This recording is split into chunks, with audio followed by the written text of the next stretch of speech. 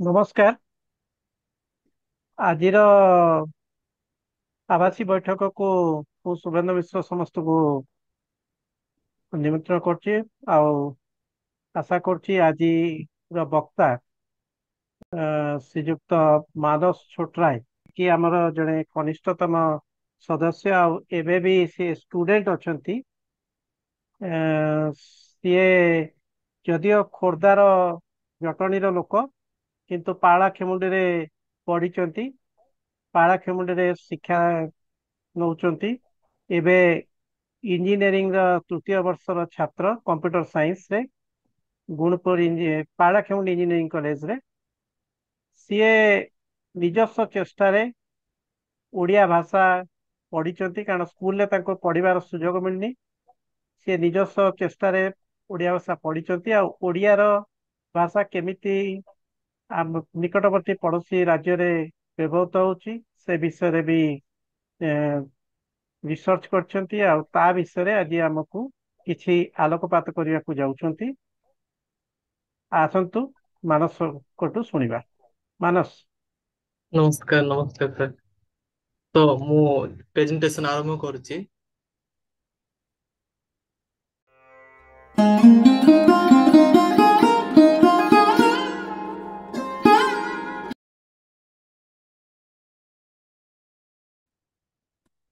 ତ ମୋ ଟପିକ ହେଲା Odia language in other state. ଆମେ ଟପିକ ଆଗକୁ ଯିବା ଆଗରୁ ମୁଁ ଗୋଟେ ସାନ ଗପଟି ପଢିବାକୁ ଚାହୁଁଛି। ଏଇ ଗପର ନାମ ହଉଛି ସାତ ଭାଇ ଆର୍ ତାର ଏକ ଭଉଣୀ। स्टोरी नेम सात भाई आर एगो बहिन। सात भाई एगो दुलरहीन बहिन हेली सुगा। माँ बाप मरी गेले हथिन। सात भाई दुलारे बहिन के पोसेल हले। सातो भाई के बिहा भइल गेल हलइन। बहिन बाटे बेसी टान देखी। सातो भौजी के बड़ पसपसी। उ सभे के सोचे हलई जे बहिनी के प्यारे चलते मर्द जनक बाटे बेसी ध्यान नाई दे हन।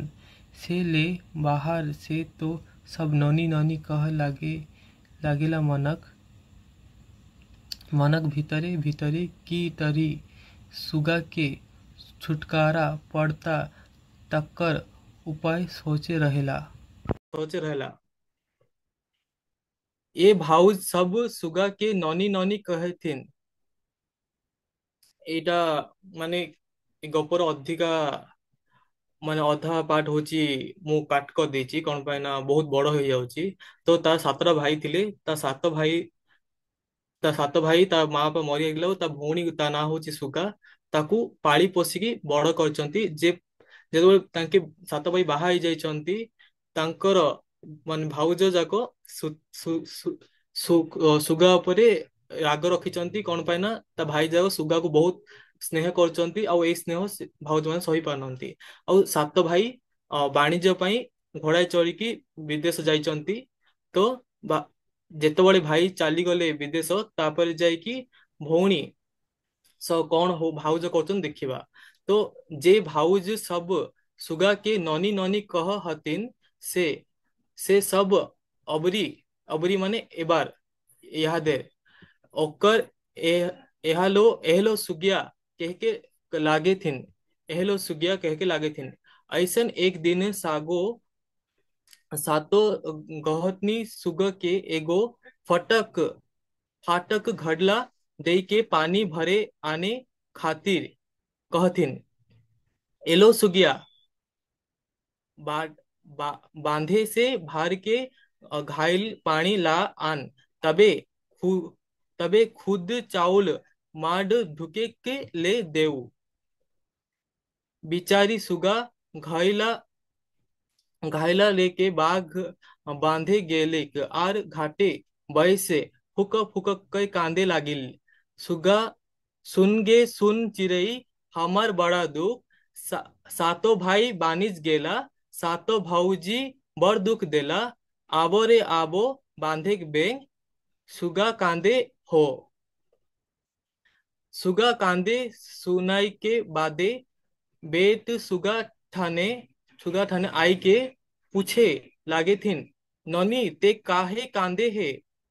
सुगा अपन भूर भूर माने होची फाटिबा और घड़ाई माटिया सभेक देखाई के भौजी सभेक कहल बात सुनाई देली। तखन भूरे भूरे बेंग बैस गेला आउ सुगा पानी भर के घरे गेला। सातो घरे के भोरे घड़ा देखी के सुगा के खुशी खुदी चुनी मांडिया देथन।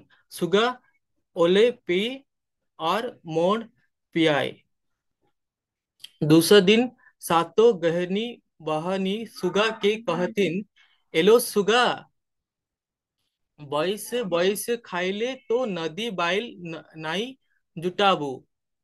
जाओ बोन बोन से बिना बांधे के एक कोठा काठ लाई आन, तबे सु, तबे खुद चाउल मांडी देऊ। पफर सुगा कांदे बने बाटे जैसन जैसन मनेक मनेक मात्र और मात्र बिन बांधक काठ लेगी तो लेगी कैसे। एहे सोचते बनेक भीतरे कांदे लागेला। सुन गे सुन चिरई हमर बड़ दुख, सातो भाई बानिज गेले सातो भौजी दुख देले।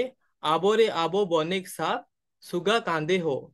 बनेक साप माने से डाकुची ढामणा सापको कौन पाए ना ता पाखे बांधिया ପାଇଁ କିଛି ନାହିଁ। ଆଉ ସିଏ ଢାମଣା ସାପକୁ ଡାକୁଛି କି ଆ ସେ ଢାମଣା ସାପ ମତେ ଟିକେ ସାହାଯ୍ୟ କରେ ବାନ୍ଧିବା ପାଇଁ, ନହେଲେ ମୋ ମା ମାନେ ମୋ ଭାଉଜ ଯାକ ମତେ ଖୁଦ ଆଉ ଚାଉଳ କିଛି ଦେବେନି ଖାଇବା ପାଇଁ।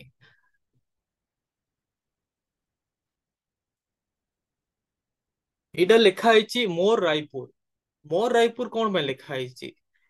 ମୋର ରାୟପୁର ଏଇଟା କଣ ଓଡିଶାର ଜାଗା କି? ନାଇଁ, ଏଇଟା ହଉଛି ଛତିଶଗଡର ଜାଗା। ଦେଖିବା ଆଗକୁ। ଏବେ ଦେଖିବା ଓଡିଆର ଡାଇଲେକ୍ଟ ଯାକ।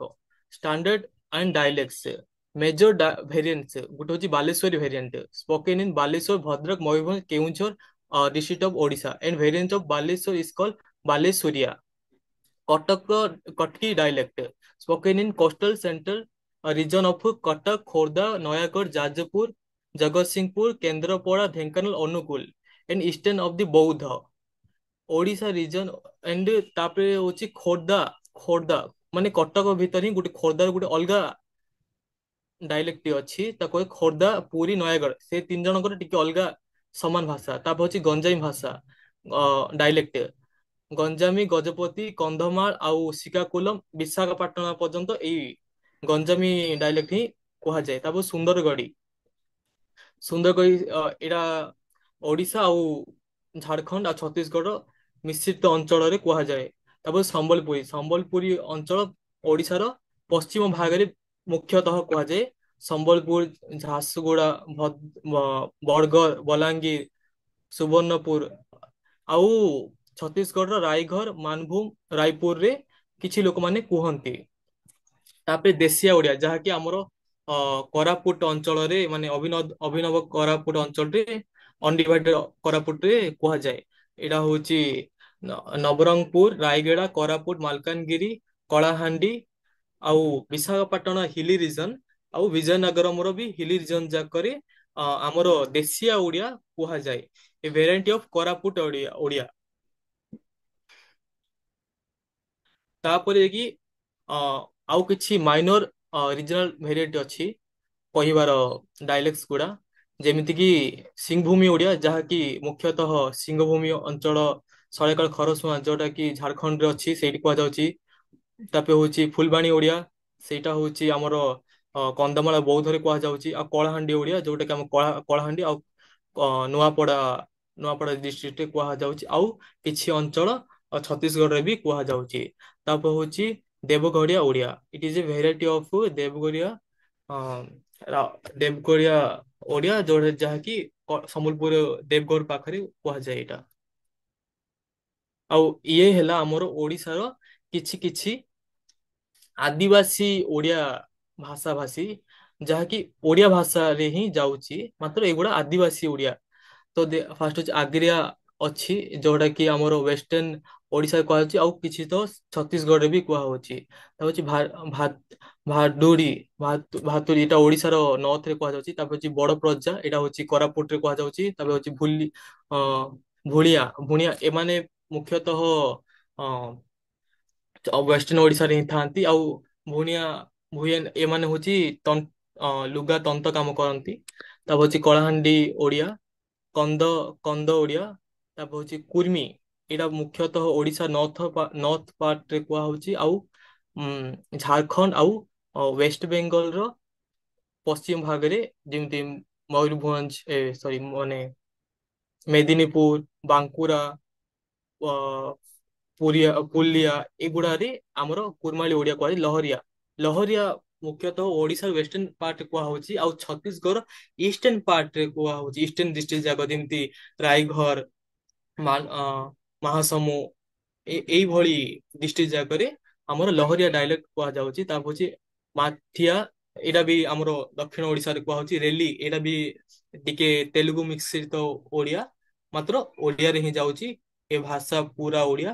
ଆଉ ଏମାନେ ବି ଆମ ଦକ୍ଷିଣ ଓଡିଶାରେ କହୁଛନ୍ତି। ଆଉ ସୁନ୍ଦରବନୀ ଓଡିଆ, ଏଇଟା ସୁନ୍ଦରଗଡରେ ମୁଖ୍ୟତଃ କୁହାଯାଉଛି।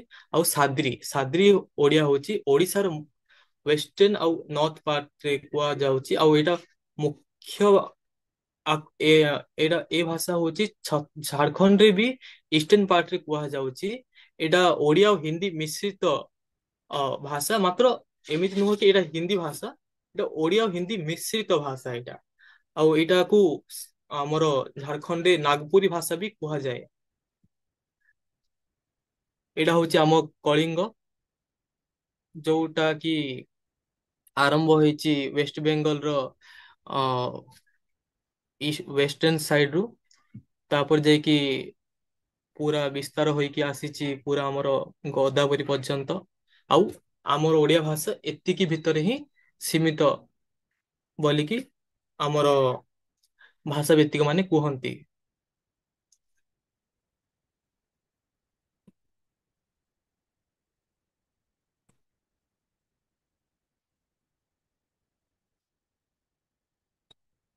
ଆମ ଓଡିଆ ଭାଷା ଏଇଥିରୁ ଆରମ୍ଭ ହେଇକି ଏତିକି ଭିତରେ ଆମର କଳିଙ୍ଗ ଶେଷ ହେଇଯାଉଛି ବୋଲିକି କେତେ ଭାଷା ଭିତ୍ତିକ ମାନେ କୁହନ୍ତି। ଆଉ ଯାହାବି କୁହନ୍ତି କଳିଙ୍ଗ, ଓଡ୍ର, କୋଶଳ, ଉତ୍କଳ, ଉତ୍କଳ ଉତ୍କଳ ଅର୍ଥାତ୍ ହଉଛି ଉତ୍ତର କଳିଙ୍ଗ। ଉତ୍କଳ ଅର୍ଥାତ୍ ହଉଛି ଉତ୍କୃଷ୍ଟ କଳା, ଦିଟା ଅଲଗା ଜିନିଷ। ଉତ୍କଳ ମାନେ ହଉଛି ଉତ୍କୃଷ୍ଟ କଳା, ମାନେ ଯାହାକି କଳିଙ୍ଗର ପୁରା ପୁରା ଟୋଟାଲ ଏରିଆକୁ ବୁଝାଏ। ଆଉ ଉତ୍ତର କଳିଙ୍ଗ ମାନେ ଯୋଉଟା ଉତ୍କଳ କୁହାଯାଏ, ଉତ୍କଳ କଳିଙ୍ଗ, ସେଇଟା ହଉଛି ଏଇଠୁ ମହାନଦୀର ଉପର ଭାଗ ଆରମ୍ଭ ହେଇକି ଏତିକି ଏତିକି ଉତ୍ତର କଳିଙ୍ଗ। ଆଉ ମୁଖ୍ୟ ମୁଖ୍ୟ କଳିଙ୍ଗ ହଉଛି ଏଇଠୁ ଆରମ୍ଭ ହୁଏ, ମହାନଦୀ ଠାରୁ।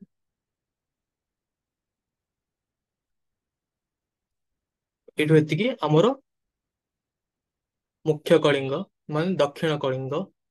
ଆଉ ଆମର ଯୋଉ ଓଡିଆ ଡାଇଲେକ୍ଟ ଗୁଡା ଅଛି ସେଗୁଡା କିଛି ତ ଏଇଠି ଏଇ ଅଞ୍ଚଳ, ଆଉ ଆମର ୱେଷ୍ଟ ବେଙ୍ଗଲର ଏଇ ଅଞ୍ଚଳ, ଆଉ ଆମର ଆନ୍ଧ୍ରାର ଏଇ ଅଞ୍ଚଳ ଗୁଡାକରେ ଅଛି ବୋଲିକି କହୁଛନ୍ତି। ମାତ୍ର ପ୍ରକୃତରେ ଏବେ ବି ଆମର ଇଚ୍ଛାପୁର, ମାନ୍ଦାସା, ବାରୱା, ସୋମପେଟା, ଶିକାକୁଲମ, ଟେକିଲି, ଏଗୁଡାକରେ, ଆଉ ଏଇ ଯୋଉ ଅଞ୍ଚଳ ଅଛି, ଏହାକୁ ଏବେ ଅ ଆଲୁରି ସୀତାରାମ ବୋଲିକି ଡିଷ୍ଟ୍ରିକ୍ଟ କରାଯାଇଛି ଏ ପାଖରେ ଗୋଟେ। ଆଉ ଏଇଠି ଆମର ଦେଶୀୟ ଦେଶୀୟ ଓଡିଆ କୁହାଯାଏ, ମାନେ ଦେଶୀୟ ଓଡିଆ ଭାଷା କୁହାଯାଏ, ଯୋଉଟା କି କୋରାପୁଟିଆର ହିଁ ଗୋଟେ ଡାଇଲେକ୍ଟ ବୋଲିକି ମାନାଯାଏ। କିନ୍ତୁ ଆମର କଣ କଳିଙ୍ଗ ଏତେ ଛୋଟ? ଆମ କଳିଙ୍ଗ କଣ ସମସ୍ତଙ୍କର ଏତେ ଏତେ ଇଏ? ଆମ କଳିଙ୍ଗ କଣ ଏଇଠୁ ଆରମ୍ଭ ହେଲେ ଏଇଠି ଶେଷ ହେଇଗଲା? ଆମ ରଜା ମାନେ କଣ ଏତିକି ହିଁ କରିଛନ୍ତି? ଆଉ କୌଶଳ ମାନେ କଣ ଏତିକି ହିଁ କୌଶଳ? ଅଡ୍ର ମାନେ କଣ ଏତିକି ହିଁ ଅଡ୍ର? ଏତିକି ହିଁ ଅଡ୍ର? ଏତିକି ହିଁ କଣ କୌଶଳ? ନାଇଁ। ଆମର ଆମର ଓଡିଶା ପ୍ରକୃତରେ ଆଉ ଆମ ଭାଷା ଗୁଡାକ ପ୍ରକୃତରେ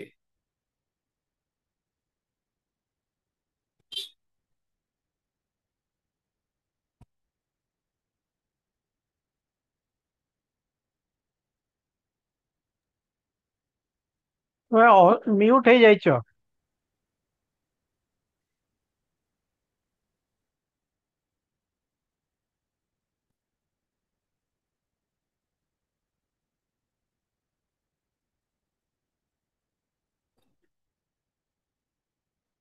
ଶୁଭୁଛି? ହଁ ଏବେ ଶୁଭିଲା।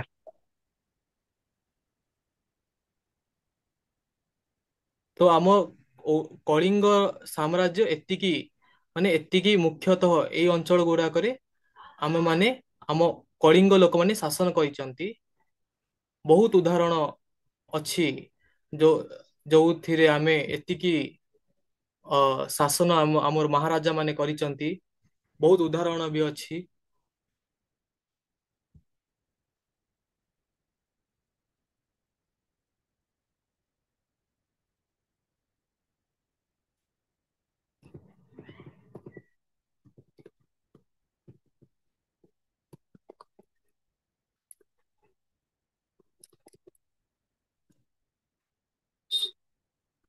ଏବେ ଆମେ କିଛି ଏବେ ଆମେ କିଛି ଜାଣିବା। ଲେଖା ହେଇଛି Chhattisgarhi. Chhattisgarhi is member of eastern Hindi. Chhattisgarhi member ହଉଛି eastern Hindi of Indo-Aryan family, spoken in East India, East Central India by 16 billion peoples, majorly central Chhattisgarh state, nearby Jharkhand, Madhya Pradesh, Maharashtra, and Odisha. In Odisha, Chhattisgarh called Lahoria or Chhattisgarhi. We know as Khalta in hilly people by Chhattisgarhi. তারপর Indian government classify ছত্তিশগড়ের dialect of Hindi, eastern dialect of Hindi. Well, it is a closer related to Bagheli, Awadhi, and Odia. And previously, Chhattisgarhi was script written in Odia script. ଆଉ ଏଇଟା ହଉଛି ଲେଖା ହୋଇଛି ଛତିଶଗଡି ଭାଷା। सब जन मन के गौरव आउ अधिकार मन के मामला में जन्म ले मिले स्वतंत्र आउ बराबरी मिले है। ओमन ला बुद्धि आउ अंतर मन के देन प्राप्त है। ओमन अपन ओमन ला एक दूसरे ला प्रेम भाईचारा के भाव से व्यवहार करे के चाहिए। ଆଉ ଏଇଟା ଗୋଟେ ତାଇ ହିଁ ଗୋଟେ ମତେ ଖୋଜୁ ଖୋଜୁ ମିଳିଥିଲା regional language of Chhattisgarhi. Chhattisgarhi member of eastern Hindi it is a another significant language spoken in Chhattisgarhi, not only just its hold official status but is also a culture and singing। Okay okay. ତାପରେ ଯାଇକି ଲେଖା ହେଇଛି other regional dialect including Halbi, Surgujia, spoken in Bastar region and influence influenced by Odia and Marathi. Well, Sarguja was a district closer to Chhattisgarh. ଆଉ ଏଇଠି ଲେଖା ହେଇଛି some language consider Sadri is dialect of Hindi, while others see it dialect of Odia. Sadri is a recognized official language in Jharkhand, in India, and the language recognized in Indian Indigenous nationality in Nepal. It is a literacy record in India. Okay, ମାନେ ଆପଣ ମାନେ ଯଦି ଦେଖୁଥିବେ ମାନେ ଗୋଟେ ଅଲଗା ପ୍ରକାର ଗୋଟେ କରାଯାଇଛି। ଏଇଟା ହଲବି କି ଆମେ କହୁଛେ ଆମ ଡାଇଲେକ୍ଟ କହୁଛେ, ଲହରିଆକୁ ଆମ ଡାଇଲେକ୍ଟ ଓଡିଆ ମାନେ କହୁଛନ୍ତି, କିନ୍ତୁ ସେଇଟା ନାମ ସେ ଛତିଶଗଡି କରିଦେଇକି ସେ ହିନ୍ଦୀର ଇଷ୍ଟର୍ଣ୍ଣ ହିନ୍ଦୀ ବୋଲିକି ନାମ କରିକି ଡାଇଲେକ୍ଟ କରିଦେଇଛନ୍ତି। ଇଆଡେ ହଲବି ଆଉ ସରଗୁଜିଆକୁ ଓଡିଆ ମରାଠୀ ଇନଫ୍ଲୁଏନ୍ସ ପଡିଯାଇଛି, ମାନେ ଓଡିଆ ଭାଷା ସେ ଯାକ ନାହାନ୍ତି, ସେ ଯାକ ହଉଛି ଓଡିଆ ଇନଫ୍ଲୁଏନ୍ସ ପଡିଯାଇଛି। ଆଉ ସରଗୁଜିଆ ସେଇଟା ହିନ୍ଦୀର ଡାଇଲେକ୍ଟ, ଆଉ ଓଡିଆର ଡାଇଲେକ୍ଟ ଲୋକମାନେ ଭାବୁଛନ୍ତି। ହଉ ଦେଖିବା ଆଗକୁ ଦେଖିବା। ଏଇଟା ହଉଛି ଛତିଶଗଡିର ଟିକେ ଶବ୍ଦ ଭଣ୍ଡାର ଗୁଡାକ। ତାଙ୍କେ ଅ ଅବଧିରେ କହନ୍ତି ଆଉର ବଘେଲି ଆଉର, ଆଉ ଛତିଶଗଡ଼ କହନ୍ତି ଆଉ, ସିମିଲାର ଟୁ ଓଡିଆ ଆଉ। ଛତିଶଗଡ଼ କହନ୍ତି ବାପ ବାବୁ ଆଉ ଦଦା। ଆମ ୱେଷ୍ଟର୍ଣ୍ଣ ଓଡିଶା ଏବେ ବି ବାପାଙ୍କୁ ଦଦା ହିଁ କୁହାଯାଏ। ରାଇଟ ଜେବନି, ରାଇଟ କୁ ଜେବନି କୁହନ୍ତି। ଡାହାଣା ଆଉ ଡାହାଣା, ଜେବନି ମାନେ ଯୋଉ ଖାଇବା ହାତ। ଆମେ ବି ଦକ୍ଷିଣ ଓଡିଶା ଆମେ ବି ଖାଇବା ହାତ କହୁ। ଡାହାଣ ହାତ ଆମେ କହୁନୁ, ଖାଇବା ହାତ ଆମେ କହୁ। ତା ପେଡ ଏଟା ରୁଖ। ଓକେ। ତେ ତେ ତେ ମାନେ ତାଙ୍କେ। आओ ଗୁଡ, ଗୁଡ କୁ କୁହନ୍ତି ଛତିଶଗଡି ବନେ। ଆଉ ଅବଧିରେ କୁହନ୍ତି ବଢିଆ ଆଉ ବଢିଆ। ଆଉ ବନେ ଏଇଟା ତ ଆମକୁ ଶୁଣିଲା ଭଳିଆ ଲାଗୁଛି, ଆମେ ତ ଏଇଟା ବହୁତ ଥର ଆମେ ଶୁଣିଛେ ସମ୍ବଲପୁରୀ ଭାଷାରେ। କେନ୍ତା ଲାଗଲା ହୋ, ବନେ ଲାଗଲା କେଁ, ଏମିତି। ତାପରେ ଅଛି ନାଓ। ଓକେ, ନାମ ନାଇଁ ନାଓ। ଓକେ ଠିକ ଅଛି। ତାପରେ ବନ୍ଧକୁ କହନ୍ତି ତରିଆ। ଠିକ ଅଛି। ଆରେ ଇଏ କଣ, ହିନ୍ଦୀରେ ଲେଖା ଅଛି କରନା ଆଉ ଛତିଶଗଡ଼ ଲେଖା ଅଛି କରବୋ। कहना ମାନେ କହିବ, ପଢନା ମାନେ ପଢିବ, ପଟାକନା ମାନେ ପଟକିବ, କାଟନା ମାନେ କାଟିବ, ରହ ରହନା ମାନେ ରଖିବ। ଇଏ ଆଉ ଲେଖା ହେଇଛି ହିନ୍ଦୀରେ ଲୋ ମାନେ ଲେ, ସିମିଲାର ଟୁ ନେ। ଦୋ ମାନେ ଦେ, ସିମିଲାର ଟୁ ଦେ। ଏଇଟା ଖାଓ, ଛତିଶଗଡ଼ରେ କଣ କୁହା ହଉଛି ଖା ଲେ। ଆମେ ଯେମିତି କହୁଛୁ ଖାଇନେ ବା ଖାଏ। ପିଓ, ପି ପିଲେ, ଓଡିଆରେ କଣ କୁହାଯାଏ ପିନେ, ପିଏ।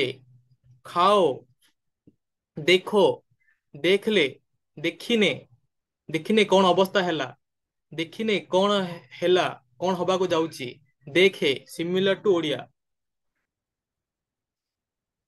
ଏବେ ଏଇଟା ଆଉ କିଛି ଶବ୍ଦ ଅଛି ଯେମିତି ଅ ଏଥିରେ ଲେଖା ହୋଇଛି।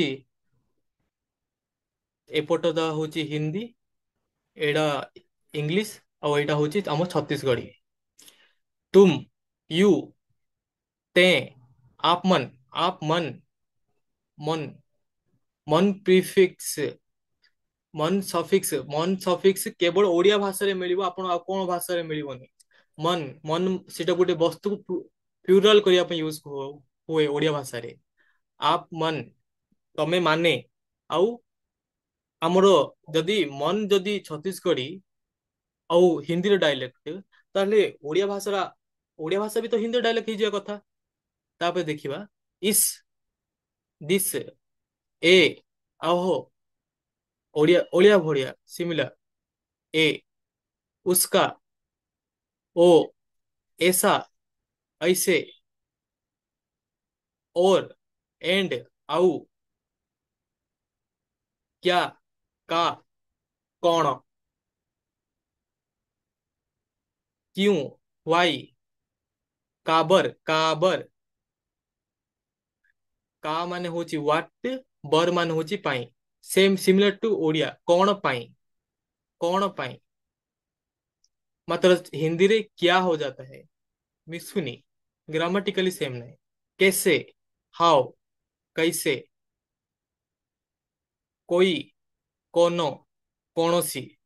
नहीं, नहीं, नॉट, नाई, नहीं।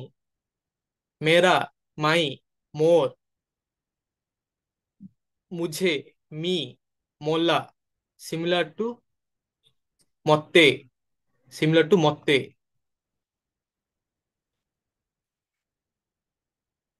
दिस इज गुड आइडिया, ये अच्छा सुझाव है। ये हाँ बने सुझाव हरे, ये गोटे भल सुझाव हरे। What is good, that is good, ये बहुत अच्छा है, ये बढ़िया है। ऑसम, बहुत अच्छा, बहुत बढ़िया। कम हियर, इधर आओ। एथी आ, एठिके आस। गो दे, उधर जाओ। ओठी जा, सियाड़े जा, ସେଇଠିକି जा। लुक दे, इधर देखो। एठी देखे, यार्ड को देखे, एठी देखे। लुक दे, उधर देख, ओठी देखे, ସେଇଠି ଦେଖେ, ହୋଲ୍ଡ ଇଟ୍, ଇसे ପକଡୋ, ଏଲା ଧର, ଏଲା ଆମ ଓଡିଆର ଏଟା, ସେଟା ସମ୍ବଲପୁରୀ କି ଯାଇଛି, ସେଟା ଇନୋ ଏନା ହେଇଯାଇଛି, ଆଉ ସେଇଟା ଯାଇକି ଛତିଶଗଡି ଲା ହେଇଯାଇଛି। ଲିଭ୍ ଇଟ୍, ଏଲା ଛୋड़, ଏମାନେ ବି ଏମାନେ ବି ପୁଅକୁ କୁହନ୍ତି ଟୁରା, ଆଉ ଝିଅକୁ କୁହନ୍ତି ଟୁରି, ସିମିଲାର ଟୁ ଟୁକା ଟୁକି, ଟୋକା ଟୋକି, ଆଉ ସାଙ୍ଗକୁ କୁହନ୍ତି ସଙ୍ଗୀ, ଆଉ ସାଙ୍ଗୱାରୀ। व्हाट इज योर नेम, तुम्हारा नाम क्या है, तो ना का हबे, माय नेम इज राम, मेरा नाम मेरा नाम राम है, मोर नाम राम है। आप मन, what are you, what, how are you, आप कैसे हैं, आप मन कैसन हो, आप मन आप मन कैसे हो। आई एम फाइन, मैं अच्छा हूँ, मैं ठीक हूँ, मैं ठीक अच्छी। डू यू नो मी, क्या क्या तुम मुझे जानते हो, क्या मोला जानथस, तू जानथस का, जानथस। आई डोंट नो, मुझे नहीं पता, मैं नहीं जानता, मैं मैं नहीं जानब, मुँह जाने नहीं। वेर आर यू फ्रॉम, तुम कहाँ से हो, ते कहाँ से हई हस्त, तमे कोउठिरो आसीच। Where where do you live, तुम कहाँ रहे हो, ते कहाँ रहे हथिस रहतीस। What is your village name, तो गांव के नाम का है, और ते कौन गांव में रहतस। ଏମିତି କିଛି ଶବ୍ଦ ଗୁଡାକ ଛତିଶଗଡିରେ ବ୍ୟବହାର ହୁଏ। ଏବେ ଦେଖିବା କିଛି ଫଳର ନାମ। ଆମ୍ବା, ଆମ୍, ଆମ୍ବ, ସିମିଲାର ଟୁ ଓଡିଆ। सेब, सेव, केला, केरा, कुकुम्बर, ककड़ी, केकड़ी, केकरी। ତାପରେ କୁହନ୍ତି ଏମାନେ ବି, ଆମେ ଡାଳିମ୍ବ କହୁ, ଏମାନେ ଡାଳିମ୍ବି, ଡାଳିମ୍ବି। ଅନାର ନାହିଁ, ଅନାର କୁହନ୍ତିନି। ଆମେ କହୁ ସୀତାଫଳ। ଦେଖ ଆମେ ବି ଦକ୍ଷିଣ ଓଡିଶାରେ, ଆମ ଡାଇଲେକ୍ଟରେ ଆମେ କହୁ ପିଜୁଳିକୁ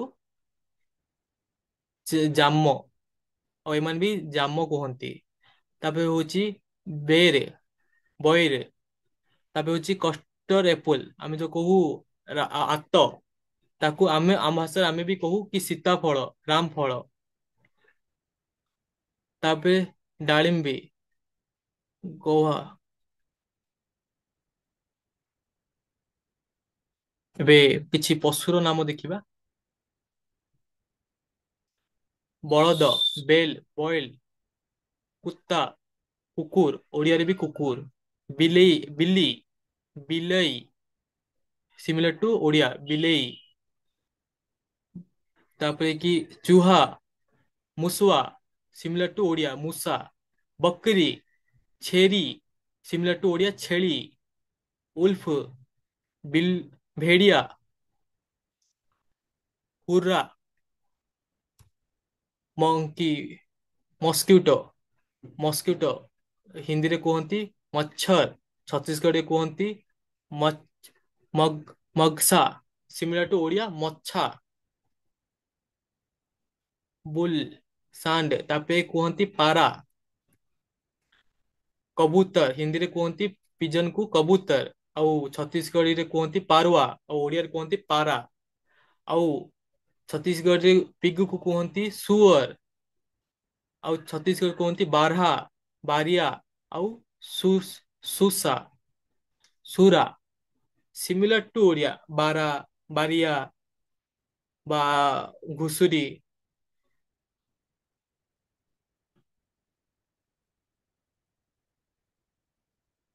ହିନ୍ଦୀରେ କୁହନ୍ତି ପ୍ୟାରଟ କୁ ତୋତା, କିନ୍ତୁ ଆମ ଛତିଶଗଡ଼ରେ କୁହନ୍ତି ମିଠୁ, ଶୁଆ,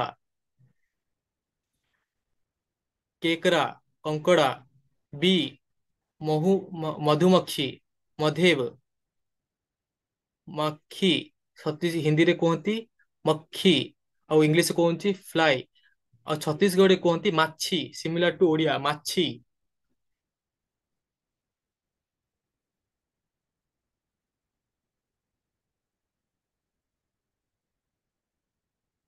ତାପରେ ଆମେ ଦେଖିବା ଛତିଶଗଡ଼ରେ ଇଂଲିଶରେ ପିକକ୍, ହିନ୍ଦୀରେ ମୋର, ମୟୂର, ଆଉ ଛତିଶଗଡ଼ରେ ମଞ୍ଜୁର। ଆମ ପଶ୍ଚିମ ଓଡିଶା ଏବେ ବି ମୟୂରକୁ ମଞ୍ଜୁର ହିଁ କୁହାଯାଏ।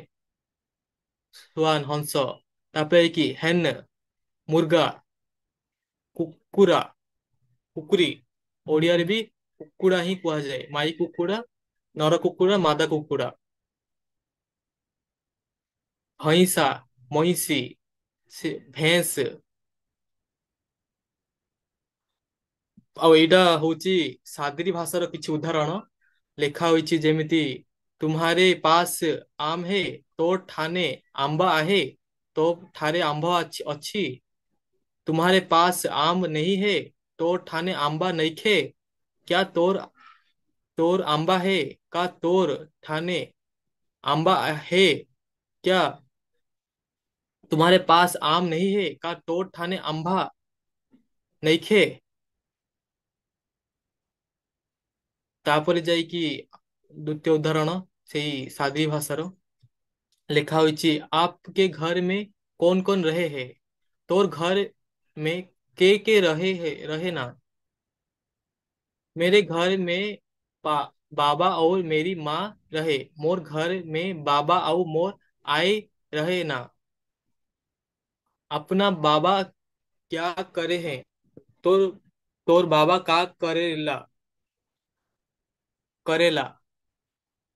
तो बापा कौन करिले, ମାନେ କଣ କରୁଛନ୍ତି। मेरे मेरे बा, बाबा कुछ नहीं करते हैं, मोर बाबा कोनो नहीं करेला। ମୋ ବାବା କିଛି ନାଇଁ करे, ନହେଲେ ନାଇଁ କରିଲା।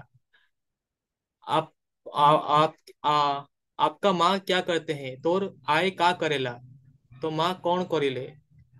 ଆଉ ଏଇଟା ବି ଗୋଟେ ସାଦୀର ଉଦାହରଣ। यू आर माई सिस्टर, तू मेरे बहन हो, तय मोर बहन हईस। आई एम कुकिंग फूड, मैं खाना पका हूँ, मैं खाना पका रहूं।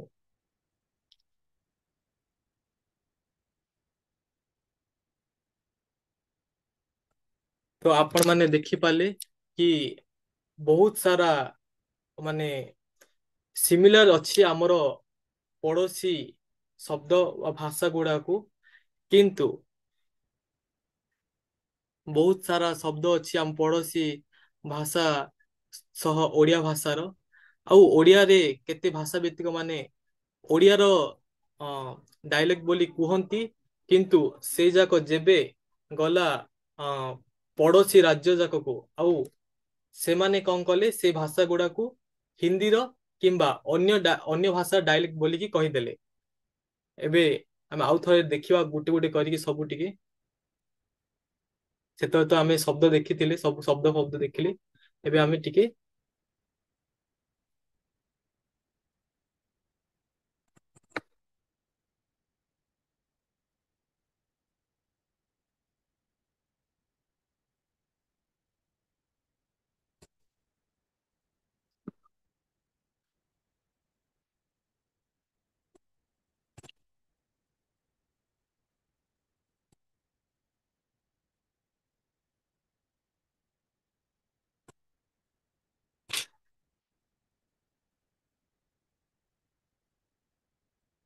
ତ ଏଇଟା ହଉଛି ଆମ କଳିଙ୍ଗର ମ୍ୟାପ। ଆଉ ଏତିକିରେ ହିଁ ଆମେ ଭାବୁଛେ କି ଆମ ଭାଷା ଏତିକିରେ ହିଁ ଅଛି, କିନ୍ତୁ ଯଦି ଆପଣ ଗୌରରେ ଦେଖିବେ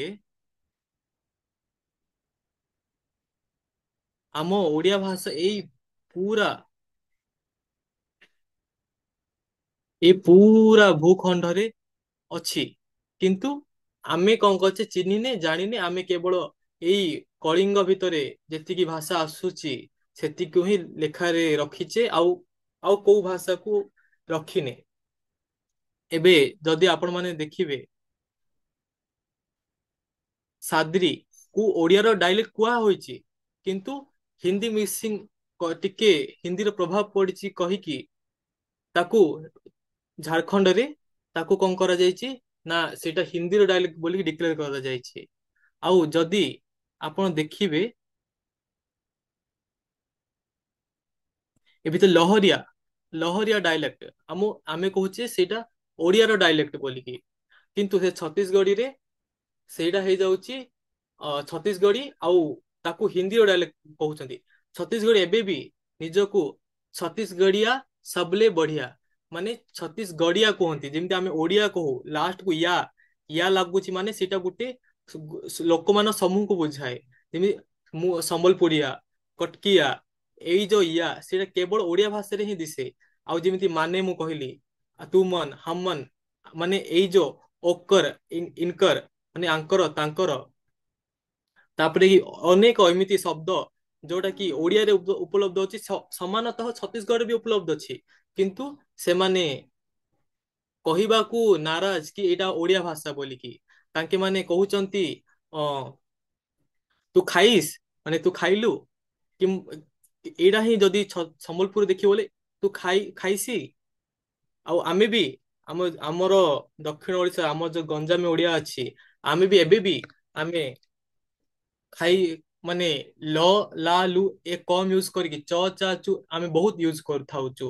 ଯେମିତି ଖାଇସ୍, ଖାଇଛୁ, ଖାଇଲୁ, ଆଇଲୁ, ଖାଇଛେ, ଆଇଛେ, ବାପା ଖାଇଛେ, ମା ଖାଇଛେ, ଆସି କେତେବେଳେ ଯିବେ। ତ ଏମିତି ଚ ଚା ଆମେ ବହୁତ ୟୁଜ କରୁଛୁ। ଯେମିତି ଛତିଶଗଡି ଖାଇସ୍, ଆଇସ୍, ଯାଇସ୍, ଦେଖିସ୍, ଘୁମିସ୍, ଏମିତି ଯୋଉ ଛତିଶଗଡି ବ୍ୟବହାର କରୁଛନ୍ତି। ତାପରେ ତୋଲା ମୋଲା, ତୋଲା ମୋଲା, ମାନେ ତୋ ଲାଗି ମୋ ଲାଗି, ଯୋଉ ଲା ତାଙ୍କେ ବହୁତ ବ୍ୟବହାର କରନ୍ତି। ମାନେ ଏଲା ଏଲା କା ହେ, ଏଲା କା, ଆଉ ଛତିଶଗଡିରେ ଯୋଉ ହେ ୟୁଜ କରୁଛନ୍ତି, ପ୍ରକୃତରେ ଛତିଶଗଡ ହେ ୟୁଜ ହିଁ କରୁନାହାନ୍ତି। ଛତିଶଗଡରେ ଛତିଶଗଡରେ ପ୍ରକୃତରେ ଛେ ଥେ କହିବେ। କା କର ଥେ, मोला का का तू चाहत है, क्या चाह रहा है ନାଇଁ, କା ତୁ ଚାହତ है। ତମେ ଯଦି ଭଲକି ଦେଖିବ ସେ ଗ୍ରାମାଟିକାଲି ଓଡିଆ ସାଙ୍ଗରେ ଆଉ ସମ୍ବଲପୁରୀ ସାଙ୍ଗେ ସେମ୍। ଆଉ ତାପରେ ଯାଇକି ଆପଣ ଯଦି ଭଲକି ତାର ଭାଷା ଆଉ ଗ୍ରାମାରକୁ ଦେଖିବେ, ଯେମିତି ଆମେ ରେ ୟୁଜ କରୁଛୁ, ସେଇଟା ସମ୍ବଲପୁରୀ ଗଲା ନେ ହେଇଯିବ। ଆଉ ଯଦି ସେଇଟା ଆଉ ଟିକେ ଗଲା ଆମ ଛତିଶଗଡକୁ, ସେଇଟା ହେଇଯିବ ଲେ, ତୋର ଲେ, ମୋର ଲେ, ଏଭଳି ହେଇଯିବ। ତାପରେ ସାଦ୍ରି, ଏଇ ସବୁ ଯୋଉ ଏଇ ଯୋଉ ଭୂଖଣ୍ଡରେ କୁହାଯାଉଛି, ଏଇ ଯୋଉ ଭାଷା ଗୁଡାକ, ଏଇ ସବୁ ଓଡିଆ ଭାଷାର ହିଁ ଗୋଟେ ଉପଭାଷା ଗୁଡାକ। ଏଇଠି ଏବେ ଯୋଉ ମୁଁ ଯୋଉ ଉପରେ ଯୋଉ ଗପଟା ପଢିଲି, ଯୋଉଟା ପୁରା ଓଡିଆ ଭଳିଆ ହିଁ ଲାଗୁଛି, ଆଉ ଓଡିଆ ଡାଇଲେକ୍ଟ ହିଁ, ସେଇଟା ଛତିଶଗଡର, ଝାଡଖଣ୍ଡର ମୁଖ୍ୟ ଭାଷା ରୂପରେ ମାନ୍ୟତା ଦିଆଯାଇଛି। ତାକୁ ଖୋର୍ତ୍ତା ଭାଷା କୁହନ୍ତି, ଆଉ ସେଇଟା ଏଇ ଅଞ୍ଚଳରେ କୁହାଯାଏ। ଏଇ ଅଞ୍ଚଳରେ ତାକୁ ଖୋର୍ତ୍ତା ଭାଷା କୁହାଯାଏ।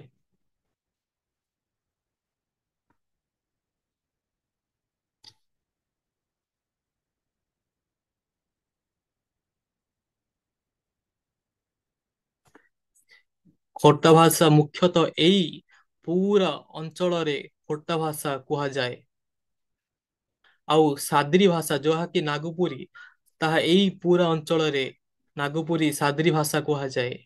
ତାପରେ ଏଇଠି ଗୋଟେ ଡାଇଲେକ୍ଟ ଅଛି ଆମର, ତାକୁ ମାନଭୂମି ବେଙ୍ଗଲୀ କୁହାଯାଏ, କିନ୍ତୁ ସେଇଟା ପ୍ରକୃତରେ ଥିଲା ତା ନା ମାନଭୂମି ଓଡିଆ ଥିଲା। ଟିକେ ବଙ୍ଗାଳୀ ଇନଫ୍ଲୁଏନ୍ସ ପଡିଗଲା ବୋଲିକି, ଯେହେତୁ ଓଡିଆ ଭାଷା ଆଉ ବଙ୍ଗାଳୀ ଭାଷା କିଛି ମାତ୍ରାରେ ସିମିଲାର, କଣ ପାଇଁ ନା ସେମାନେ ଗୋଟେ ପରିବାରରୁ ଆସୁଛନ୍ତି, ସେଥିପାଇଁ ଯେ ଯେହେତୁ ସେମାନେ ତାଙ୍କ ଭୂଖଣ୍ଡରେ ରହିଗଲେ, ସେଥିପାଇଁ ସେଇଟାକୁ କୁହାଗଲା ମଗ ବେଙ୍ଗଲୀ, କଣ ମାନଭୂମି ବେଙ୍ଗଲୀ କୁହା ହେଇଗଲା। ଆଉ ଏଇଠି ଗୋଟେ କୁର୍ମାଳି ଭାଷା ଅଛି, ଯାହାକି ଆମେ କହୁଛେ ଆମର ଡାଇଲେକ୍ଟ, ଏଇ ଅଞ୍ଚଳରେ କୁର୍ମାଲି କୁହାଯାଏ, କିନ୍ତୁ ସେଇଟା ହିନ୍ଦୀର ଡାଇଲେକ୍ଟ ହେଇଥିଲା। ମାତ୍ର ଯଦି ଆପଣ ପ୍ରକୃତ ଦେଖିବେ, ତାହେଲେ ଛେ ଛା ୟୁଜ ହୁଏ, ଲ ଲା ୟୁଜ ହୁଏ, ଯୋଉଟା କି ହିନ୍ଦୀରେ ଜମା ବି ମିଶେନି। ତାପରେ ଏଇଠି ଗୋଟେ ପଞ୍ଚପ୍ରଗନିଆ ବୋଲିକି ଗୋଟେ ଡାଇଲେକ୍ଟ ଅଛି ଏ ପାଖରେ, ଯୋଉଟା କି ପୁରା ସିମିଲାର ଓଡିଆ, ମାନେ ଆମେ ଯେମିତି ଓଡିଆ ଶବ୍ଦ ଗୁଡା ବ୍ୟବହାର କରୁଛେ, କାନ୍ଦିବା, ପୋକ, ଗଛ, ତାପରେ ଅ ଆମର ଯୋଉ ମାଛ ଧରିବାର ଯୋଉ ଅ କଣ ସେଇଟା ବଇଁଶୀ ବାଡି କୁହନ୍ତି ସେଇ ବନିଶି ବାଉଁଶକୁ। ବନିଶି ବନିଶି ବାଡି। ହଁ ବଣିଚିଆ, ସେମ ସେମିତି ହିଁ ସେମାନେ କୁହନ୍ତି, ଆଉ ପୁରା ଟୋଟାଲ ସେମ। ଆଉ ଯେତେବେଳେ ଆମ କଲେଜରେ ବି ମୁଁ ଯେତେବେଳେ ଝାଡଖଣ୍ଡ ଲୋକମାନେ ଆମ ଓଡିଶାକୁ ଆସନ୍ତି, ସେ କୋଉ ଅଞ୍ଚଳ ହେଇଥାଉ ଝାଡଖଣ୍ଡରେ, ସେମାନେ ଆମ ସାଙ୍ଗରେ ଓଡିଆରେ ହିଁ କଥା ହେବେ, ମାନେ ତାଙ୍କ ଓଡିଆରେ କଥା ହେବେ। ଆଉ ଆଉ ଏଇଠି ଗୋଟେ ଗୋଟେ ଡାଇଲେକ୍ଟ ଅଛି, ତାକୁ ସରଗୁଜିଆ କହନ୍ତି, ନାଇଁ ସରଜାପୁରୀ ବୋଲି ଡାଇଲେକ୍ଟ ବୋଲି କୁହାଯାଏ। ଆଉ ଏଇଟା ବି ପୁରା ଓଡିଆ ଭଳିଆ, କିନ୍ତୁ ଏମାନେ ଭାବୁଛନ୍ତି ସେଗୁଡା ହଉଛି ମେଥିଲିର କିମ୍ବା ବଙ୍ଗାଳୀର ସନ୍ଦେହ ଭାବରେ ରହୁଛନ୍ତି, କିନ୍ତୁ ତାର ପୁରା ସମାନତା ଓଡିଆ ସାଙ୍ଗରେ ହିଁ ଅଛି। ତାପରେ ଏଇଠି ବି ଗୋଟେ କାମରୂପୀ ଗୋଟେ ଡାଇଲେକ୍ଟ ଅଛି, ସେଇଟା ବେଶୀ ଦୂର ହେଇଗଲା। ହଁ, ଏଇ ପାଖରେ ଗୋଟେ କାମରୂପୀ, ସେଇଟା ହଉଛି ବଙ୍ଗାଳୀ ଡାଇଲେକ୍ଟ ନାହିଁ, ଆଉ ଆସାମୀର ବି ଡାଇଲେକ୍ଟ ନାହିଁ। ମାତ୍ର ଦି ଜଣ ଯାକ ତା ପାଇଁ ଝଗଡା ହଉଛନ୍ତି କି ସେ ମୋ ଡାଇଲେକ୍ଟ ମୋ, ମାତ୍ର ଯଦି ଆପଣ ଭଲକି ଦେଖିବେ ଏଇ କାମରୂପୀ ବି ଓଡିଆ ସାଙ୍ଗରେ ହିଁ ବହୁତ ମିଶୁଛି। ଆଉ ଯଦି ଆପଣ ବିଶ୍ୱାସ ହଉନି, ଗୋଟେ ୟୁଟ୍ୟୁବ ଚ୍ୟାନେଲରେ କାମରୂପୀର ଗୋଟେ ପ୍ଲେ ଲିଷ୍ଟ, ମାନେ ଗୋଟେ ଭିଡିଓଟି ଅଛି, ସେଇଥିରେ ଶବ୍ଦ ଆଉ ତାଙ୍କର କହିବା ଶୈଳୀ ସବୁ ସେ ୟୁଟ୍ୟୁବରେ ଅଛି, ଆପଣ ଯାଇ ଦେଖିପାରିବେ। ତେବେ ଏଇଠି ଗୋଟେ ଅଛି ଅଙ୍ଗିକା ଭାଷା ବୋଲିକି, ଏଇଠି ପାଖରେ ଅଙ୍ଗିକା ଭାଷା ବୋଲିକି ଅଛି, ସେଇଟା ବି ଓଡିଆ ଭାଷା ସାଙ୍ଗେ ପୁରା ସେମ, ମାନେ କିଛି ଭିନ୍ନ ନାହିଁ ଟିକେ ଟିକେ। ତାଙ୍କେ କହିବେ ଢେରି କାମ ହେରେ, ଢେରି କାମ ଅଛି, ସେମ ଢେରି କାମ ଛେ, ପୁରା ଓଡିଆ ଭଳିଆ। କାହା ଯିବ, କୋଉଠିକି ଯିବ। ଆଉ ଛତିଶଗଡି ମଧ୍ୟ କାହା ୟୁଜ କରିବେ, ଓଡିଆ ବି କାହା ଅଛି, ଯେମିତି ସମ୍ବଲପୁର ଅଞ୍ଚଳରେ ତାଙ୍କେ କହନ୍ତି କାହାକୁ କୁହନ୍ତି କାହିଁ, କାହିଁ ଗଲ, କାହିଁ ଯିବ। ଆଉ କାହାଠି ଯିବ ଓଡିଆ ବି ଅଛି, କିନ୍ତୁ ଛତିଶଗଡରେ ଏବେ ଯେହେତୁ ସେମାନେ ହିନ୍ଦୀ ବହୁଳ ଭାବରେ ୟୁଜ କଲେ, ସେଥିପାଇଁ ତାଙ୍କ କାହା ହେଇଗଲା। କିନ୍ତୁ ଛତିଶଗଡରେ ମଧ୍ୟ କୋଉଠିକି ବୋଲନ୍ତି କଟକ, କଟକ ଯାବେ, କଟକ ଖାବେ, ଖାଇବ, ଆଇବ, ଯିବ, ଏଇ ଯୋଉ ସେଇଟା ହଉଛି ଓଡିଆର। ତାଙ୍କେ କୁହନ୍ତି ଓଡିଆରୁ ଇନଫ୍ଲୁଏନ୍ସ ହେଇଯାଇଛି। ଓଡିଆରେ ଏମିତି କେମିତି ଇନଫ୍ଲୁଏନ୍ସ ହେଇଯିବ, ଓଡିଆଟା ହିଁ ସେ ଭାଷା, ଆଉ ସେଇଟା ଓଡିଆ ଭାଷାଟାକୁ ହିଁ ହିନ୍ଦୀ ନେଇଯାଇଛି। ତାପରେ ଏଇଠି ହଉଛି ବସ୍ତରରେ ହଲବି କୁହନ୍ତି। ଆମେ ସମସ୍ତେ ଜାଣିଛେ କି ହଲବି ଆମ ଓଡିଆ ଭାଷା ଗୋଟେ ଡାଇଲେକ୍ଟ। ଆଉ ଏଇ ବସ୍ତର ଅଞ୍ଚଳ ହଉଛି ଆମ ଓଡିଶାର ଅଞ୍ଚଳ ଥିଲା। ପରେ ଆମେ ମାନେ ସେ ଅ, ଆମର ଏଇ ବସ୍ତର ରାଜକୁମାରୀ ଆମର ମୟୂରଭଞ୍ଜ ମହାରାଜା ବାହା କରିକି ଥିଲେ। ଆଉ ଏଇଠିର ଗୋଟେ ଡାଇଲେକ୍ଟ ଅଛି ହଲବି ଆଉ ଭାଦ୍ରି, ସେଇଟାକୁ କୁହାଯାଉଛି, ସେଇଟା ପ୍ରକୃତରେ ହଉଛି ଏପଟର ଆମର ମଘେଇ ମଘେଇ ପ୍ରକୃତ ଭାଷା ଗୁଡାକ। ତ ହଲବି ହଉଛି ହଲବି ଓଡିଆ ବୋଲି କୁହାଯାଏ। ତ ଏଇଟା ଏଇଟା ପୁଣି ଅ ଛତିଶଗଡର ଡାଇଲେକ୍ଟ ଆଉ ହିନ୍ଦୀର ଡାଇଲେକ୍ଟ, ଆଉ ଓଡିଆ ଆଉ ମରାଠୀର ଇନଫ୍ଲୁଏନ୍ସ ପଡିଯାଇଛି। ଏମିତି କେମିତି ଇନଫ୍ଲୁଏନ୍ସ ପଡିଯାଉଛି। ହଁ? ଆଉ ଏଇଠୁ ହିଁ ଆମର କୁନ୍ତଳା କୁମାରୀ ସାବତ ଆସିଛନ୍ତି ଏଇ ବସ୍ତରରୁ। ଆଉ ଏଇଠି ଗୋଟେ ବସ୍ତରୀ ଭାଷା ଗୋଟେ ଅଛି, ବସ୍ତରୀ ଭାଷା ଏଇ ଅଞ୍ଚଳରେ। ଆଉ ସେଇଟା ପୁରାତଃ ଆମ କୋରାପୁଟ ସହ ମେଳ ଖାଇବ ପୁରା। କାଇ କରିବା, କାଇ କରତସ, ଆମେ ଯେମିତି ଝିକିବା ବୋଲିବେ, ତାଙ୍କେ ବି ଝିକିବା ବୋଲି, ମାନେ ଭିଡିବା, ଟାଣିବାକୁ। ତାପରେ ଏଇଠି ଗୋଟେ କାଙ୍କିରି ବୋଲି ଅଛି, ସେଇଟାରେ ବି ଓଡିଆ ଇନଫ୍ଲୁଏନ୍ସ ପଡିଯାଇଛି, ମାତ୍ର ସେଇଟା ଛତିଶଗଡ଼ ଡାଇଲେକ୍ଟ ପୁଣି। ତାପରେ ଯାଇକି ଏପଟେ ଆମର ଏଇଠି ରାଇଘର ଅଛି, ଏଇଠି ହଉଛି ମାହାସମୁ। ଆଉ ଏଇଠି ଆମର ଅଛି ରାୟପୁର। ଏଇଠିର ଭାଷା କୁ ଲହରିଆ ବୋଲି ତାଙ୍କେ ମାନେ କହୁଛନ୍ତି, କିନ୍ତୁ ଆମେ ମାନେ କହୁଛେ ଏଇଟାକୁ ଓଡିଆ। ଛତିଶଗଡି କଣ କହନ୍ତି, ଏଇଠି ଇନଫ୍ଲୁଏନ୍ସ ପଡିଯାଇଛି, ଓଡିଆ ଭାଷା ନାହିଁ ସେଗୁଡା। ଆଉ ତାଙ୍କେ ମାନେ କେବେ କେବେ ଏଇ ସମ୍ବଲପୁର ଅଞ୍ଚଳକୁ ଦେଖେଇ ଦିଅନ୍ତି କି ଏଇ ଅଞ୍ଚଳ ନୁହଁ କି, ଏଇଠି ହଉଛି ଛତିଶଗଡ ଲୋକମାନେ କହୁଛନ୍ତି, ଆଉ ଓଡିଆ କହୁନାହାନ୍ତି ବୋଲି କହୁଛନ୍ତି। ତାପରେ ଏଇଠି ଯୋଉ ଅଛି ଗୋଟେ ସରଗୁଜିଆ, ସେଇଟା ବି ଓଡିଆ ଡାଇଲେକ୍ଟ।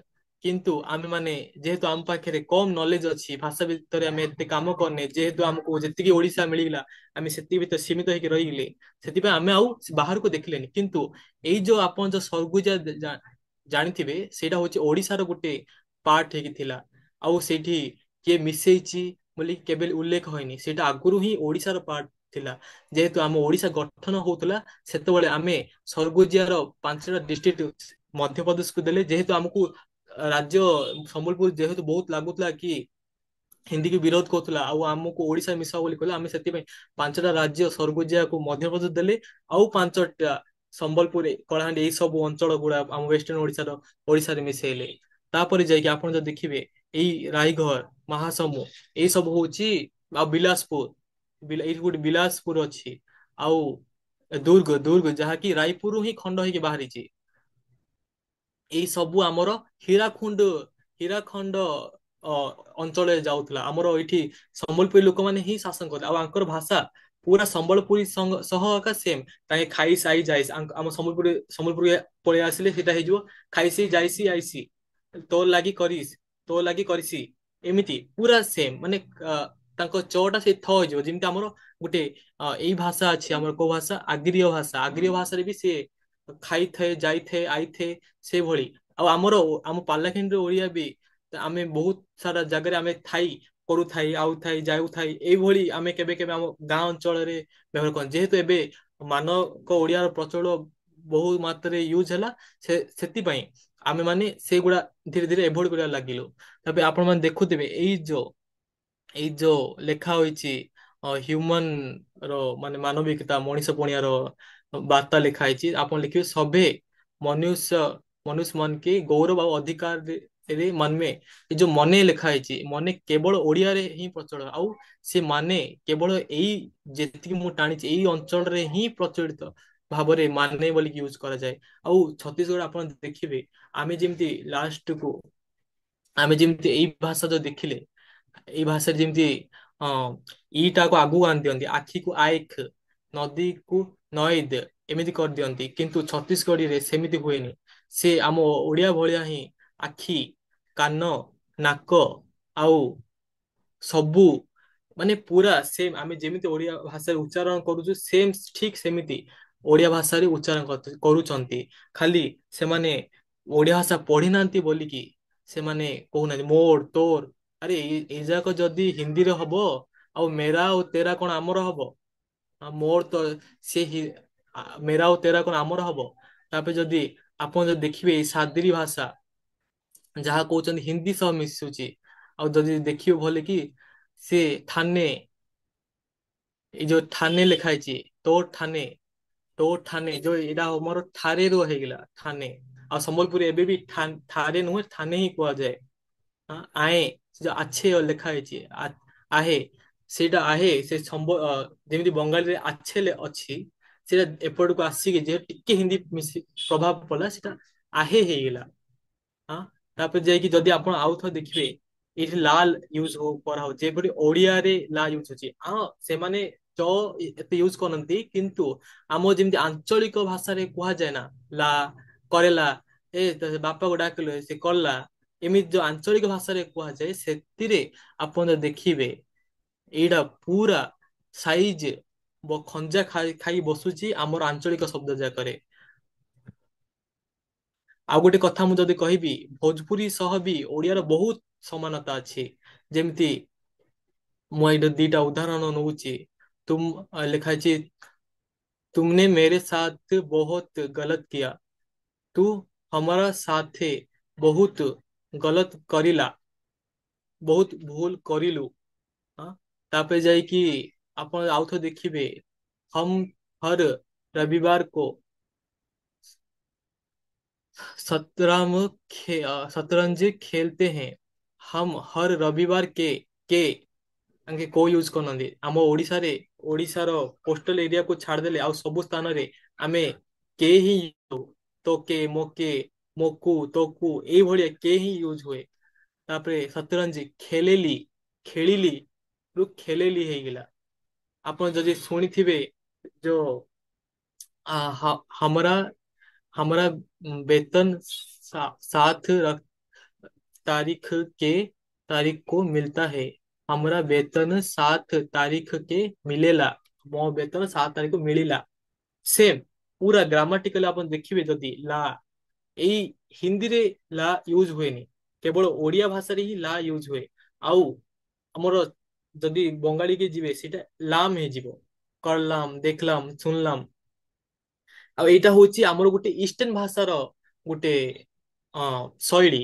ତାପରେ ଯଦି ଆପଣ ଶୁଣିଥିବେ ସେ ଯୋଉ ଲାଲ ଲିପଷ୍ଟିକ ସଙ୍ଗ ଟା ଭୋଜପୁରୀର, ଲଗାବେ ଲୁ ଜବ ଲିପଷ୍ଟିକ, ସେଠି ଲୁ ଲଗା ହଉଛି। ଆମେ ଯେମିତି ପାଷ୍ଟ ଟେନ୍ସ ପାଇଁ ଲୁ କହୁଛୁ, କରିଲୁ, ଆଇଲୁ, ଗଲୁ। ଆଉ ତାଙ୍କେ ସେମ୍ ଆମ ଭଳିଆ ବୋ ୟୁଜ କରୁଛନ୍ତି, କରିବ, ଦେଖିବ। ତାପରେ ଯାଇକି କରବ ଦେଖିବ ଆଉ ଲାଷ୍ଟ କୁ ତାଙ୍କେ ଆମର ଭଳିଆ ବୁ ୟୁଜ କରୁଛନ୍ତି କରବୁ ଖାଇବୁ ଯିବୁ। ଆପଣ ଯଦି ବିଶ୍ୱାସ ହଉନି ଆପଣ ଯଦି ଗୋଟେ ଭୋଜପୁରୀ ମୁଭି ଦେଖି ଦିଅନ୍ତୁ ଆପଣ ଯଦି ଓଡିଆ ଭଳିଆ ଲାଗିନି ମାନେ ଲାଗିବ ଗ୍ୟାରେଣ୍ଟି ଲାଗିବ। ଆଉ ଆପଣ ତାଙ୍କେ ବହୁତ ଓଡିଆ ଶବ୍ଦ ଯାକ ହିଁ ୟୁଜ କରନ୍ତି ଯେମିତି ଗୋଡ ମୁଣ୍ଡ ଯେମିତି ଛତିଶଗଡିରେ ଗୋଡ ମୁଣ୍ଡ ଏଗୁଡା ୟୁଜ କରନ୍ତି। ଯେମିତି କାହେ ଆମର ସିମିଲାର ଟୁ କାହିଁକି କାହେ କାହିଁ ସିମିଲାର ଟୁ ଓଡିଆ। ତାପରେ ଯାଇକି ଯଦି ଆପଣ ଦେଖିବେ ଛତିଶଗଡି କୁହନ୍ତି କାହାକୁ କେକର କେ ହିନ୍ଦୀ ସହ ମିଶୁନି କିସକେ କିସ କାହା ସାଙ୍ଗରେ। ତାପରେ ଯଦି ଆପଣ ଦେଖିବେ କେକର ସେ ମାନେ କା ଆଙ୍କର ସାଙ୍ଗରେ କା ଆଙ୍କର ସାଙ୍ଗେ ମିଶିବୁ କା ଆଙ୍କର ମାନେ ଆମ ଆଞ୍ଚଳିକ ଭାଷାରେ ଏଇଗୁଡା ପ୍ରଚୁର ମାତ୍ରାରେ ସବୁ ଜାଗାରେ ସେମ ହିଁ କୁହାଯାଉଛି। କିନ୍ତୁ ଯେହେତୁ ଆମେ ସୀମା ଗୋଟେ ନିର୍ଦ୍ଧାରିତ କରିଦେଇଛେ ଆଉ ସେ ସୀମା ଭିତରେ ହିଁ ଆଉ ଆମେ ଯୋଉ ଭାବିଛେ ଆମର ଯୋଉ ଅଞ୍ଚଳ ମାନେ ଯୋଉ ଗଙ୍ଗା ଠାରୁ ଗୋଦାବରୀ କିନ୍ତୁ ପ୍ରକୃତ ଗଙ୍ଗା ଠାରୁ ଗୋଦାବରୀ ହଉଛି ସେ ହିମାଳୟ ଗଙ୍ଗା ଠାରୁ ଗୋଦାବରୀ। ପ୍ରକୃତ ସେଇଠୁ ଆମର ଭାଷା ଆରମ୍ଭ ହଉଛି। ଆଉ ଆପଣ ମାନେ ଦେଖିବେ ବୋଲେ ପୁରା ସେଇ ଭାଷା ଯାକ ଆମର ଏକା କିନ୍ତୁ ଆମେ ମାନେ ଯେହେତୁ ଆମର ଏତେ ଜ୍ଞାନ ନାହିଁ ଆମେ ସେଗୁଡାକୁ ଧୀରେ ଧୀରେ ଧୀରେ ଛାଡିକି ତାକୁ ଦୂର କରିସାରିଛୁ। ଆପଣ ଯଦି ଦେଖିବେ ଏଇଟା ହଉଛି ଇଟାଲୀର ଡାଇଲେକ୍ଟ।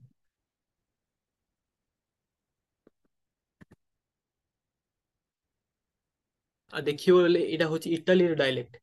ଏଇଠ ବହୁ ଇଟାଲୀ ବୋଲି ଗୋଟେ ଭାଷା ହିଁ ନଥିଲା। ଆପଣ ଯଦି ଜାଣିଥିବେ ଇଟାଲୀ ବୋଲି ଗୋଟେ ଭାଷା ହିଁ ନଥିଲା। କିନ୍ତୁ ଯେତେବେଳେ ସେ ଇଟାଲୀ ୟୁନିଫାଇ ହେଲା ସେତେବେଳେ ତାଙ୍କର ଗୋଟେ ସରକାର କଣ କଲା ଏଇ ଯୋଉ ଟସ୍କିନି ଡାଇଲେକ୍ଟ ଅଛି ଏଇଟାକୁ ଷ୍ଟାଣ୍ଡାର୍ଡ କରିକି ଆଉ ଏଇ ସବୁ ପୁରା ଇଟାଲୀରେ ଫୋର୍ସଫୁଲି ଇମ୍ପୋଜ କରି କରି ଆଉ ଏଇ ସବୁ ଯାକ କୁ ତାର ଡାଇଲେକ୍ଟ ବୋଲି ଡିକ୍ଲେୟାର କରିଦେଲା। ଆଉ ଯଦି ନର୍ଥ ଡାଇଲେକ୍ଟ ଆଉ ସାଉଥ ଡାଇଲେକ୍ଟ ଜମା ସେମାନେ କଥା ବି ହେଇପାରିବେନି ଆଉ ବୁଝି ତ ଜମା ପାରିବେନି। ଏଇଟାକୁ ନେପୋଲିଆନ ଭାଷା କୁହାଯାଏ ଏଇଟା ସିସିଲି ଭାଷା କୁହାଯାଏ ଟସ୍କନି ଏଇ ଯୋଉ ଭାଷା ଗୁଡାକ ଅଛି ଏମାନେ କାହା ସାଙ୍ଗରେ ମ୍ୟୁଚୁଆଲି ଇଣ୍ଟେଲିଜେଣ୍ଟ ଏକା ନାହାନ୍ତି। ଇଣ୍ଟେଲିଜେନ୍ସ ଜମା ନାହିଁ। ସମାନ ଟିକେ ବି ଏମାନ ସାଙ୍ଗରେ ଭାଷା ଏତେ ବି ଭଲ କି ମିଶୁନି ଆଉ କିଏ କାହା ବୁଝିପାରିବନି। କିନ୍ତୁ ଆମ ଓଡିଆ ଭାଷା ଯୋଉ ମୁଁ ଆପଣଙ୍କୁ କହିଲି ଆମ ଯୋଉ ସୀମା ଯୋଉ କୌଶଳ ସେଇଟା ହଉଛି ଆମର କୌଶଳ ମାନେ ସେଇ ଛତିଶଗଡକୁ ହିଁ କୌଶଳ ବୋଲି କୁହାଯାଏ। ଛତିଶଗଡ ଯୋଉଟା କି ଆମର ସମ୍ବଲପୁର ଶାସନ କରିଥିଲା ହୀରାଖଣ୍ଡ ଅଞ୍ଚଳ ଆମେ ତାକୁ ହିଁ କୌଶଳ କହୁଛୁ ପୁରାକୁ। ଅଡ୍ର ଯାହାକି ପୁରା କନ୍ଧମାଳରୁ ଆରମ୍ଭ କରି କରି କେଉଁଝର ଏଇ ସବୁ ହେଇକି ପୁରା ଆମର ଝାଡଖଣ୍ଡ ପର୍ଯ୍ୟନ୍ତ ଆଉ ଉତ୍ତର କଳିଙ୍ଗ ମାନେ ପୁରା ଯୋଉ ଉତ୍କଳ ସେଇଟା ପୁରା ଆମର ମହାନଦୀଠୁ ନେଇକରି ପୁରା ସେ ଆମର ଅ ବଙ୍ଗାଳୀର ଖାଡି ପର୍ଯ୍ୟନ୍ତ ତାପରେ ଦକ୍ଷିଣରେ ଆମ ଗୋଦାବରୀ ଆଉ କଣ ପୁରା ତଳକୁ ଅ କୃଷ୍ଣା ନଦୀ ପର୍ଯ୍ୟନ୍ତ ଆମର ଓଡିଶା ଯାଉଛି। ଆମେ ଦେଖିବା ବୋଲି ଏମାନେ ହଉଛି ତାଙ୍କର ରୋମାନ ସାମ୍ରାଜ୍ୟ ଦେଖିକି ତାଙ୍କେ ମାନେ ୟୁନିଫାଇ ହେଇକି ଗୋଟେ ଭାଷା କରିକି ଆଜି ଇଟାଲୀ ଭାଷା କେତେ ମାତ୍ରାରେ ସମସ୍ତେ ବ୍ୟବହାର କରୁଛନ୍ତି ଆପଣ ମାନେ ଜାଣିଥିବେ। ଦେଖନ୍ତୁ ଏଇଟା ଅନ୍ୟ ଗୋଟେ ଇଟାଲୀର ଡାଇଲେକ୍ଟ ଆପଣ ଦେଖିବେ ମାନେ ପୁରା ଏଇ ଖାଲି ଗୋଟେ ଇଏ କୁ ଟସ୍କିନ୍ ଡାଇଲେକ୍ଟ କୁ ନିଆଁ ହେଇଗଲା ଆଉ ଏମାନଙ୍କ ଉପରେ ଥୋପି ଦିଆଗଲା। ଆଉ ଏମାନେ ବି ଯେହେତୁ ଏମାନେ ତାଙ୍କ ଗୋଟେ କଣ ସେଇଟା ରୋମାନ ଲାଙ୍ଗୁଏଜ ବାହାର ଥିଲେ ଏମାନେ ବି ତାକୁ ସ୍ଵୀକାର କରିକି ଗୋଟେ ଇଟାଲୀ ଲାଙ୍ଗୁଏଜ ହେଇଲେ ଯାହାର କିଛି ଅସ୍ତିତ୍ୱ ହିଁ ନଥିଲା। ଏବେ ଯଦି ଆପଣ ଦେଖିବେ ଏଇଟା ହଉଛି ଜର୍ମାନୀ ଡାଇଲେକ୍ଟ ଜର୍ମାନୀୟ ଡାଇଲେକ୍ଟ ଏଇଟା ହଉଛି ନର୍ଥ ଡାଇଲେକ୍ଟ ଏଇଟା ସାଉଥ ଡାଇଲେକ୍ଟ। ଏମାନେ ଯେତେବେଳେ ଜର୍ମାନୀ ୟୁନିଫାଇ ହେଇ ନଥିଲା ସେମାନେ କିଏ କାହା ଭାଷା ସାଙ୍ଗେ କଥା ବି ହେଇ ପାରୁନଥିଲେ। ଏତେ ଭିନ୍ନ ଏତେ ଭିନ୍ନ ମାନେ କିଏ କାହା ସାଙ୍ଗେ କଥା ବି ହଉନି। ଏବେ ବି ଯଦି ଏଇଟା ହଉଛି ସୁଇଜରଲ୍ୟାଣ୍ଡ ରେ ଅଛି ଏଇଟା ହଉଛି ଅଷ୍ଟ୍ରେଲିଆରେ ଗୋଟେ ଭାଷାଟି ଅଛି ମାନେ ସେଇଠୁ ଅଷ୍ଟ୍ରେଲିଆନ ମାନେ ଆଉ ଏଇ ଯୋଉ ଡାଇଲେକ୍ଟ ଗୁଡାକ ଅଛି ଏଇଗୁଡାକୁ ପୁରା ହାଇ ଜର୍ମାନୀ ବୋଲି କୁହନ୍ତି। ଏଇଟାକୁ ମିଡ ଜର୍ମାନୀ ବୋଲି ଭାଷା କୁହନ୍ତି ଆଉ ଏଇଟାକୁ କୁହନ୍ତି ଲୋଡ ଜର୍ମାନୀ ମାନେ ଧୀର ସ୍ଥିର ଆଉ ଏଇଟା ସବୁ ହାଇ। କିନ୍ତୁ ଗୋଟେ ଏଇଠିର ଗୋଟେ ଷ୍ଟାଣ୍ଡାର୍ଡ କରିକି ଏଇ ପୁରା ଜର୍ମାନୀରେ ସେଟାକୁ ସେ ଭାଷାକୁ ପ୍ରଚାର କରାଗଲା। ଆଉ ଏବେ ଦେଖିବେ ଦୁନିଆର 10% ଟେକ୍ନିକାଲ ଭାଷା ଜର୍ମାନୀ ଭାଷାରେ ହିଁ ପ୍ରଚାର ହଉଛି। ଆଉ ଆପଣ ତ ଜାଣିଥିବେ ଚାଇନା ଯିଏ କି ତା ଭାଷା ବଳରେ ହିଁ ଆଜି ଦୁନିଆରେ ଠିଆ ହୋଇପାରିଛି। ଆ ଭିତରେ ବି ବହୁତ ଅନେକ ଭାଷା ଥିଲା, ମଙ୍ଗୋଳିଆ ଭାଷା, ୟୁଗେର ଭାଷା, ତିବ୍ବତୀୟାନ, ଆଉ ଏଇଗୁଡା ହଉଛି ମେଣ୍ଡିରିନ ର ହିଁ ଗୋଟେ ଭଉଣୀ ଭାଷା ଭଳିଆ। ଏଗୁଡା ଜମା ମେଣ୍ଡ୍ରିନ୍ ସହ ମିଶୁନି, କିନ୍ତୁ ମେଣ୍ଡ୍ରିନ୍ କଣ ତାକୁ ଡାଇଲେକ୍ଟ ଡିକ୍ଲେୟାର କରିକି ଆଉ ମେଣ୍ଡ୍ରିନ୍ ଭାଷାରେ ସେ ମିଶେଇକି ଏ ମେଣ୍ଡ୍ରିନ୍ ଭାଷାକୁ ଏତେ ପ୍ରଚୁର ମାତ୍ରାରେ ବିସ୍ତାର କରିଛି ଯେ ମେଣ୍ଡ୍ରିନ୍ ଭାଷାକୁ ଆଜିକାଲି ସମସ୍ତେ ଆଗ୍ରହ ହେଇଛନ୍ତି। ଆଉ ସିଏ ସେଇ ମେଣ୍ଡ୍ରିନ୍ ଭାଷା ଯୋଗୁ ହିଁ ସେ ଠିଆ ହେଇଛି। ଆଉ ଯଦି ଏଇଠି ଯିବେ ଟିକେ ସାଉଥ କୋରିଆ, ଏଇଠି ବି ଭିନ୍ନ ଭିନ୍ନ ଡାଇଲେକ୍ଟ ଯାକ ଅଛି। ଆଉ ସାଉଥ କୋରିଆରେ ବି ଅଛି, ନର୍ଥ କୋରିଆ ଅଛି। ଏ ଦି ଜଣର ବି ଏତେ ମିଶୁନି, କିନ୍ତୁ ଯେହେତୁ କୋରିଆନ ଲୋକ ସେଥିପାଇଁ ସେମାନେ ଗୋଟେ ଭାଷାକୁ ଧରି ଅଛି। ଆଉ ଆପଣ ଜାଣିଥିବେ ଆରବିକ ଭାଷା ବହୁତ ବଡ। ଏଇଟା ଦେଖିବେ ଯଦି ବଙ୍ଗାଳୀ ଡାଇଲେକ୍ଟ, ଇଏ ବଙ୍ଗାଳୀ ଆମର ମାନଭୂମି ଡାଇଲେକ୍ଟ କୁ ତା ଡାଇଲେକ୍ଟ ବୋଲି ଡିକ୍ଲେୟାର କରିସାରିଛି ଏପଟେ। ଏପଟେ ସେ ରଙ୍ଗପୁରୀ ଡାଇଲେକ୍ଟ ଯୋଉଟା ମୁଁ କାମରୂପୀ କହୁଥିଲି, ଯାହା ଓଡିଆ ସାଙ୍ଗରେ ମିଶୁଛି। ଏଇଠି ସଜାପୁରୀ ଗୋଟେ ଅଛି, ସେଇଟା ସେଇଟାର ସଜାପୁରୀ ଛଅ ଛା, କିନ୍ତୁ ସେଇଟାକୁ ହିନ୍ଦୀ ନେଇଯାଇଛି। ସେ ସଜାପୁରୀ ଭାଷା ମୈଥଳିକୁ ତ ନେଇଥିଲା ନେଇଥିଲା, ଏବେ ଯେହେତୁ ଏଇଟ ସେଡ୍ୟୁଲରେ ମୈଥଳି ସ୍ଥାନ ପାଇଗଲା, ସେଥିପାଇଁ ସେ ମୈଥିଳି ବାହାରି ପଡିଲା। କିନ୍ତୁ ଏଇ ସଜାପୁରୀ, ତାକୁ ସଜାପୁରୀ, ଅଙ୍ଗିକା, ଆଉ ଏଇଠିର ମଘେଇ, ଏଇ ସବୁକୁ କହନ୍ତି ହିନ୍ଦୀ ତା ଡାଇଲେକ୍ଟ ବୋଲି କହୁଛି। ଏଇଟା ଯଦି ଦେଖିବେ, ଏଇଟା ହଉଛି ଭାରତର ମ୍ୟାପ। ଆପଣ ଦେଖିବେ କି ଏଇଠିରୁ ଏତିକି ପର୍ଯ୍ୟନ୍ତ, ଆଉ ଇଆଡେ ଏତିକି ପର୍ଯ୍ୟନ୍ତ, ଆଉ ଇଆଡେ ଏତିକି ପର୍ଯ୍ୟନ୍ତ, ଏ ସ୍ଥାନରେ ପୁରା ହିନ୍ଦୀ କୁହା ହଉଛି ବୋଲିକି। କିନ୍ତୁ ଆପଣ ଯଦି ପ୍ରକୃତ ଦେଖିବେ, ଏଇଠି ଅନେକ ଭାଷା ଅଛି। ରାଜସ୍ଥାନୀ ଗୋଟେ ଭାଷା ଅଛି ଯାହା ହିନ୍ଦୀଠୁ ବହୁତ ଭିନ୍ନ, ବହୁତ ଭିନ୍ନ। ତାର ରାଜସ୍ଥାନୀ ଭାଷାରେ ବହୁତ ଅନେକ ଅନେକ ଶବ୍ଦ ଅଛି। ତାପରେ ଗୋଟେ ହିମାଚଳ ଭାଷା ଗୋଟେ ଅଛି ଯାହାକି ପଞ୍ଜାବୀ ସାଙ୍ଗେ ବେଶୀ ମିଶିଛି, କିନ୍ତୁ ସେଟାକୁ ହିନ୍ଦୀର ଡାଇଲେକ୍ଟ ବୋଲି ଡିକ୍ଲେୟାର କରାଯାଇଛି। ଆଉ ଏଇଠି ଆପଣ ଯଦି ଦେଖିବେ, ଏଇଠି ହଉଛି ଭୋଜପୁରୀ, ଆମର ଛତିଶଗଡି, ଆମ ଭୋଜପୁରୀ, ଆମର ଛତିଶଗଡି। ତାପରେ ଯାଇକି ଏଇଠି ହଉଛି ଆମର କୁର୍ମାଳି, ଆମର ନାଗପୁରୀ, ଆମର ଖୋର୍ଦ୍ଧା, ଏଗୁଡାକୁ ପୁରା ହିନ୍ଦୀ ଡାଇଲେକ୍ଟ ବୋଲି ଡିକ୍ଲେୟାର କରାଯାଇଛି। ଏଇଠି ସବୁ ସେମିତି 14ରେ ଛତିଶଗଡି, 15ରେ ସାଦରି, 16ରେ ମଘେଇ, ଆଉ 13ରେ ଭୋଜପୁରୀ।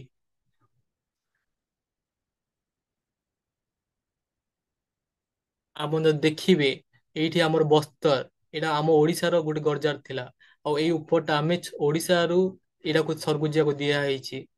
ଆଉ ଆଗ ତ ଆମ ଇଏ ଥିଲା, ଆମ ରାଞ୍ଚିଠୁ ଏଇଠି ଆମର ଗୋଦାବରୀ ପର୍ଯ୍ୟନ୍ତ ଥିଲା। ଆମ ମହାରାଜା କୃଷ୍ଣଚନ୍ଦ୍ର ଗଜପତିର ବି ବିଶାଖାପାଟଣା ବହୁତ ବଡ ହେଇଥିଲା, ଯେହେତୁ ଓଡିଶା ଭାଗ ହେଇଲା ସେଥିପାଇଁ ବିଛିନ୍ନାଞ୍ଚଳ ରହିଗଲେ। ଆଉ ଏଇଠି ଗୋଟେ ଲୋକମାନେ ଲେଖିଛନ୍ତି, ଗୋଟେ ଲୋକଟି ଲେଖି ଛତିଶଗଡି ହିନ୍ଦୀ ଇମ୍ପୋଜିସନ ଉପରେ, Chhattisgarhi can't consider as a Hindi state when the language spoken Chhattisgarhi is actually an independent language that is classified as dialect of Chhattisgarh politically. Chhattisgarhi was written in Odia script and Devanagari script. Now it classified dialect of Hindi. Example, the conversation of similar to Himachali, ମାନେ ଏତେ ଯୋଉ ଅଲଗା ଅଲଗା ଭାଷା ସେ ରଖିଛି। ତାପରେ ଯଦି ଆପଣ ଯଦି ଦେଖିବେ, ହୁଁ,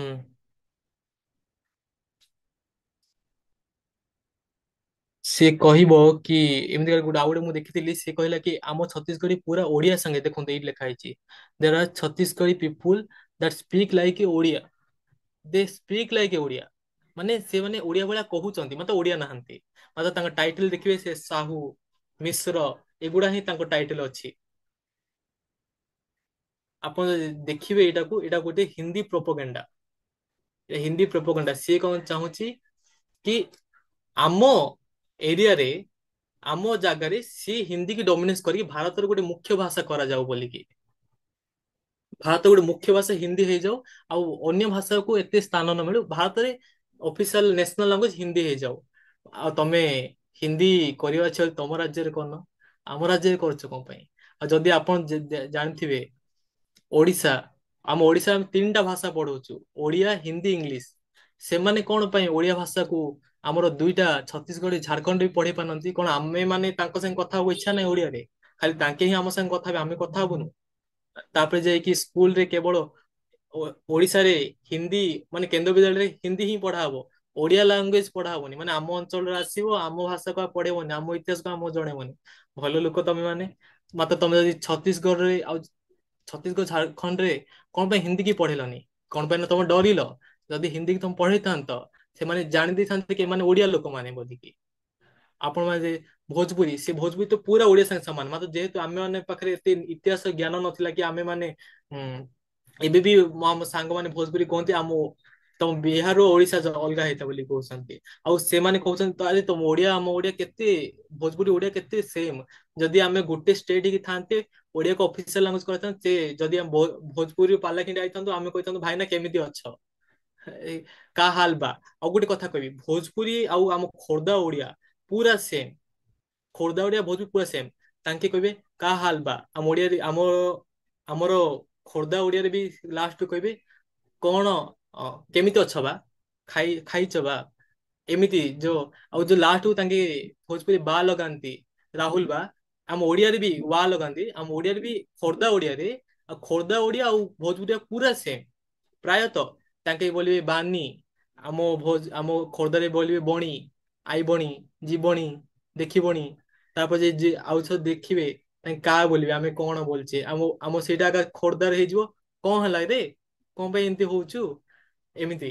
ତାପରେ କି ଆମେ ଯେମିତି ଖୋର୍ଦ୍ଧାରେ ଲାଷ୍ଟ କୁ ଅ କୋଉ କୋଉ ଜାଗାରେ ବା କାଟି ଦେଇକି କୁହନ୍ତି ମୁଁ ଯାଏ, ମୁଁ ଖାଏ, ସେମିତି ଭୋଜପୁରୀ ବି ମୁଁ କରି, ମୁଇଁ ଯାଇ, ମୁଁ ହମ କରି, ହମ ଯାଇ, ଏମିତି ହିଁ ଭୋଜପୁରୀ କହନ୍ତି। ଆଉ ଭୋଜପୁରୀ ଆଉ ଖୋର୍ଦ୍ଧା ଓଡିଆ ପୁରା ଡାଇଲେକ୍ଟ ପୁରା ସେମ, ତାଙ୍କେ ବା ଲଗାନ୍ତି ଆଙ୍କେ ବା ଲଗାନ୍ତି ସେମ ଭଳିଆ, କିଛି ଅଲଗା ନାହିଁ। ତାପରେ ଯାଇକି ଯଦି ମାନେ ତ ମୋ ନାଁ ବା ମାନସ, ଏମିତି ସେମାନେ ଆମର ଖୋର୍ଦ୍ଧା ଓଡିଆ ଲୋକମାନେ କୁହନ୍ତି ଆମର ମୋ ଗୋଡ ବା ବଥେଇଲାଣି, ସେମିତି ଭୋଜପୁରୀ ସେଟା କଣ ହେଇଯିବ, ମୋ ଗୋଡ ବଥାତାନି, ବଥେଇଲାଣି, ବଥାତାନି, ସେମ। ତାପରେ ଯଦି ଆପଣ ମାନେ ଦେଖିବେ ଆମ ଓଡିଶା ଦେଖନ୍ତୁ, ଆମେ ତିନିଟା ଭାଷାକୁ ଆମର ଅ ସବୁ ସ୍ଥାନରେ ଆମେ ମାନେ ସ୍ଥାନ ଦେଇଛେ, ସବୁ ସ୍ଥାନରେ। କିନ୍ତୁ ଆପଣ ଛତିଶଗଡ ଝାଡଖଣ୍ଡରେ କୋଉ ସ୍ଥାନରେ ଟିକେ ଓଡିଆକୁ ସ୍ଥାନ ଦେଇଛନ୍ତି? ଓଡିଶାରେ ଛତିଶଗଡରେ ପୁରା ନ ହଉ ମାନ୍ୟତା ପାଉ, କିନ୍ତୁ ଛତିଶଗଡରେ ପୁରା 1 ମିଲିୟନ, ମାନେ 1 ମିଲିୟନ ମାନେ ହଉଛି 10 ଲକ୍ଷ ଓଡିଆ ଅଛନ୍ତି ସେଇଠି। ଆଉ ଝାଡଖଣ୍ଡରେ ପୁରା କେତେ ଗୋଟେ ଅଛନ୍ତି, ମାନେ ତିନିଟା କି ଚାରି 10ଟା ଡିଷ୍ଟ୍ରିକ୍ଟରେ ଓଡିଆ ବୋଲିକି ନାମ କହିକି ରଖୁଛନ୍ତି। ଏବେ ପରା ସେ ଝାଡଖଣ୍ଡ ଓଡିଆ କାଢିଦେବେ ବୋଲି କେତେ ଆନ୍ଦୋଳନ ହେଇଥିଲା। ଏଇଟା ଦେଖନ୍ତୁ, ଏଇଟା ଗୋଟେ ଅଛି, ଦେଖନ୍ତୁ ଏଇଟା ଲେଖା ହେଇଛି ତିନିଟା ଭାଷାରେ, ତେଲୁଗୁ, ହିନ୍ଦୀ ଆଉ ଇଂଲିଶ। ଏଇଟା ଦେଖିବେ ଚାରି ପାଞ୍ଚଟା ଭାଷା ରଖା ହେଇପାରୁଛି, କାହିଁ ଭାରତରେ ଆଉ କୋଉ ଷ୍ଟେସନରେ ଓଡିଆ ଭାଷା କିମ୍ବା ଅନ୍ୟ କୌଣସି ଭାଷା ଚାରି ପାଞ୍ଚଟା ଲେଖିଲେ କଣ ହବନି କି? ଯେଇଠୁ ଯୋଉ ଲୋକମାନେ, ମାନେ ଯିଏ ପାଠ ପାଠ ପଢୁନାହାନ୍ତି, କିଛି ଓଡିଆ ଜାଣିଥିବେ, ସେମାନେ ଯଦି ଯିବେ ଦିଲ୍ଲୀରେ, ଷ୍ଟେସନ ଲେଖା ହେଇଥିବ ଓଡିଆ ଭାଷା, କେତେ ଖୁସି ଲାଗିବ। ଯଦି ଯିବେ ହରିୟାଣା, ସେ ଲେଖା ହେଇଥିବ ଏଇ ଷ୍ଟେସନ ନାମ ଓଡିଆ ଭାଷାରେ, ଯିଏ ଓଡିଆରେ ପଢିଥିବ ତାକୁ କଣ କମ୍ଫର୍ଟେବଲ ଲାଗିବନି, ଯିଏ ତେଲୁଗୁରେ ପଢିଥିବ ତାକୁ କଣ କମ୍ଫର୍ଟେବଲ ଲାଗିବନି। ଏଇଟା ଦେଖନ୍ତୁ, ଏଇଟା ଲେଖା ହେଇଛି ବିଜୟନଗରମ ଓଡିଆରେ, ଆଗ ଲେଖା ହେଇଥିଲା, ଏବେ ହଟା ହେଇଗଲା।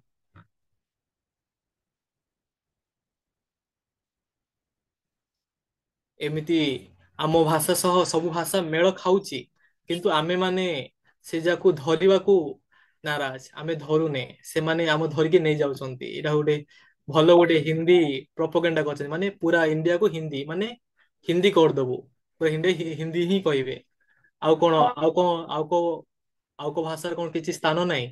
ଆରେ ଏଇ ଅଞ୍ଚଳ ପୁରା କଳିଙ୍ଗ କୁହାଯାଉଥିଲା, ତ୍ରିକଳିଙ୍ଗ କୁହାଯାଉଥିଲା ଏଇ ଅଞ୍ଚଳକୁ, ପୁରା ଏଇଠୁ ଏତିକି ଭୋଜପୁରୀ, ମଗେଇ, ଆହୁରି କେତେ ସେଇ ଯୋଉ ମାନଭୂମି ଓଡିଆ, ନାଗପୁରୀ, ଲହରିଆ, କୁର୍ମାଳି, ସାଦ୍ରି, ଅଲଚିକି, ଏଇଠି ଗୋଟେ ଅଲଚି ବୋଲି ବି ଗୋଟେ ଅଛି, ଅଲଚିକି, ସେଟା ଅଲଚିକି ନୁହଁ, ଛିକା ଛିକି ଖୋର୍ଦ୍ଧା ବୋଲି ଅଛି ଏଇ ପାଖରେ। ଛିକା ଛିକି ମାନେ ଆମ ଭଳିଆ ଛି ଛା ଲଗେଇ କଥା କହିବେ, ଖୋର୍ଦ୍ଧାରେ ବି ଛି ଛା ହିଁ ଲଗେଇ କଥା କୁହନ୍ତି। ତାପରେ ଯାଇକି ସାଦ୍ରି, ସରଗୁଜିଆ, ଏଇଠି ସାଦ୍ରି, ଏଇଠି ସରଗୁଜିଆ, ଛି ଛା ଲଗାଉଛନ୍ତି, କିନ୍ତୁ ସେଇଟା ହେଇଯାଇଛି ହିନ୍ଦୀ, ହିନ୍ଦୀ ଡାଇଲେକ୍ଟ। ହେ ହା ତାଙ୍କେ କହୁଛନ୍ତି, ଆଉ ଏମାନେ ଥେ କହୁଛନ୍ତି, ସେଇଟା ବି ହିନ୍ଦୀ ଡାଇଲେକ୍ଟ। ମୋର ବୋଲି ବି ହିନ୍ଦୀ ଡାଇଲେକ୍ଟ, ତୋର ବୋଲି ବି ହିନ୍ଦୀ ଡାଇଲେକ୍ଟ। ଆଉ ଗଛ କହିଲେ ହିନ୍ଦୀ ଡାଇଲେକ୍ଟ, କାନ୍ଦେ ବୋଲି ବି ହିନ୍ଦୀ ଡାଇଲେକ୍ଟ, ସବୁବେଳେ ହିନ୍ଦୀ ଡାଇଲେକ୍ଟ। ଆମେ ଆଉ କାହିଁ ରହିଲା, ଆମେ ବି ତମ ଡାଇଲେକ୍ଟ ହେଇଯିବୁ। ଆଉ ଏଇ ଆମ ପ୍ରକୃତରେ ଏଡେ ବଡ ଅଞ୍ଚଳ, ଆମେ ତାକୁ ଶ୍ରୀହୀନ କରିକି, ଖାଲି ଏଡିକି ସାନ ଅଞ୍ଚଳକୁ ଧରିକି ଆମେ ଖାଲି କଣ କହୁଛେ, ଏ ଭିତରେ ଆମେ ବାନ୍ଧିକି କହୁଛେ କି ଏଇଟା ହଉଛି ଆମର ତ୍ରିକଳିଙ୍ଗ, ଏତିକି, ଏଇଟା କଳିଙ୍ଗ, ଏଇଟା ଉତ୍କଳ, ଏଇଟା କୋଶଳ। ଆପଣ ଯଦି ଗୋଟେ ଥର ସେ ହୀରାଖଣ୍ଡ ମ୍ୟାପ ଦେଖିବେ, ମାନେ ପୁରା ଛତିଶଗଡ ପୁରା ହୀରାଖଣ୍ଡ ମ୍ୟାପ ରେ ଅଛି। ପୁରା ଛତିଶଗଡ ସେପଟେ ଆହୁରି ହୀରାଖଣ୍ଡ ମ୍ୟାପ ରେ ଅଛି। ଏଇ ଯାକ ତ ଏମାନଙ୍କ ଇତିହାସ ଆମେ ଜାଣିଛେ। ଏମାନେ ପୁରା ଆମ ଗଜପତି ଶାସନ କରୁଥିଲେ ଏଇ ସ୍ଥାନ ଯାକରେ। ପୁରା ଏଇ ସ୍ଥାନ ଯାକ ପୁରା ଆମ ଗଜପତି ଶାସନ ଆଜି ବି ଛତିଶଗଡରେ ହଉଛି କଣ ଯେ ହିନ୍ଦୁ ପପୁଲେସନ 93 ପପୁଲେସନ। ଆଜି ବି କଳିଙ୍ଗରେ 93 ପପୁଲେସନ ହିନ୍ଦୁ ମାନଙ୍କର। କଣ ପାଇଁ ଏଠି ପଠାଣ ମାନେ ପଶି ପାରୁନାହାନ୍ତି? କଣ ପାଇଁ ନା ଆମ ଏଠି ରଜା ମାନେ ଶାସନ କରିଥିଲେ। ଏଇଠି ଏଇ ଅଞ୍ଚଳ ଗୁଡାକରେ କଣ ପାଇଁ ହିନ୍ଦୁ ମାନେ ରହିଗଲେ? ହିନ୍ଦୁ ମାନେ ହେଲେ ଏଇଠି କଣ ପାଇଁ ମୁସଲିମ ମାନେ ବେଶୀ ହେଇଗଲେ? କଣ ପାଇଁ ନା ଏଇଠି ଆମର ହିନ୍ଦୁ ରଜା ଯାକ ଶାସନ କରିଥିଲେ। ସେଥିପାଇଁ ଏଇଗୁଡା ହିନ୍ଦୁ ହେଇକି ରହିଲେ, ଆଉ ଏମାନେ ମୁସଲିମ ହେଇକି ରହିଗଲେ। ଏଇଠୁ ଆମର ପୁରା ଏଠି କେତେ ଇଚ୍ଛାପୁର କେତେ ଓଡିଆ ଅଛନ୍ତି। ଏଇଠି ମଞ୍ଜୁସା ଆଜି ମାନ୍ଦାସା ହେଇଗଲା। କେତେ ଲୋକ ସେ ମାନ୍ଦାସାରେ ଓଡିଆ କହୁଛନ୍ତି। ଗୋଟେ ଯାଇଥିଲି ମୁଁ ମାନ୍ଦାସା, ସେଠି ଓଡିଆ କହୁଛି, ମୁଁ ଖାଲି ଓଡିଶାକୁ ପଳେଇ ଆସିଲି। ଦେଖିଲା ସେଟା ଆନ୍ଧ୍ରା। ଆଉ ସେ ମଞ୍ଜୁସା ରାଜା ବହୁତ ଲାଗିଥିଲେ ଓଡିଶାରେ ମିଶିବା ପାଇଁ, କିନ୍ତୁ ସେତେବେଳେ ଆମ ମାନଙ୍କର ଦୁର୍ବଳତା ହେତୁ ଆମମାନେ ଓଡିଶାର ବହୁତ ଅଞ୍ଚଳକୁ ଆମେ ହଜେଇ ସାରିଛେ। ଏବେ ଆମର ଯଦି କୃଷ୍ଣ ମହାରାଜା ସେତେବେଳେ ବାହାରିକି କହିନଥାନ୍ତେ କି ମୁଁ ବଙ୍ଗଲାକୁ ଯିବି, ସେଇଠୁ ଓଡିଆ ଅଞ୍ଚଳ ଧରିକି ଆସିବି। ମୁଁ ଝାଡଖଣ୍ଡ ମାନେ ବିହାରକୁ ଯିବି, ସେଇଠୁ ଓଡିଆ ଅଞ୍ଚଳ ଧରିକି ଆସିବି। ମୁଁ ମଧ୍ୟପ୍ରଦେଶ ଯିବି, ସେଇଠୁ ଓଡିଆ ଅଞ୍ଚଳ ଧରିକି ଆସିଥାନ୍ତି। ମୁଁ ଦକ୍ଷିଣକୁ ଯିବି, ସେଇଠୁ ଓଡିଆ ଅଞ୍ଚଳ। ତାଙ୍କେ ସେତିକି ଚେଷ୍ଟା କଲେ ବୋଲିକି ଆଜି ଏଡେ ବଡ କଳିଙ୍ଗ ହେଲା, ଓଡିଶା ହେଲା। ନହେଲେ ଏଇ ଖୋର୍ଦ୍ଧା, ପୁରୀ, କଟକ ଏଇଗୁଡା ଧରିକି ସାନ ଓଡିଶା ହେଇକି ଥାନ୍ତା।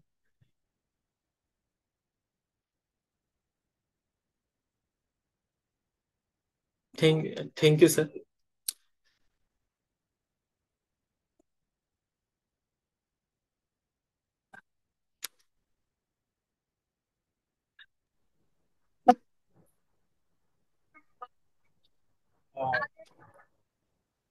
ଯାଅ, ଧନ୍ୟବାଦ ମାନସ।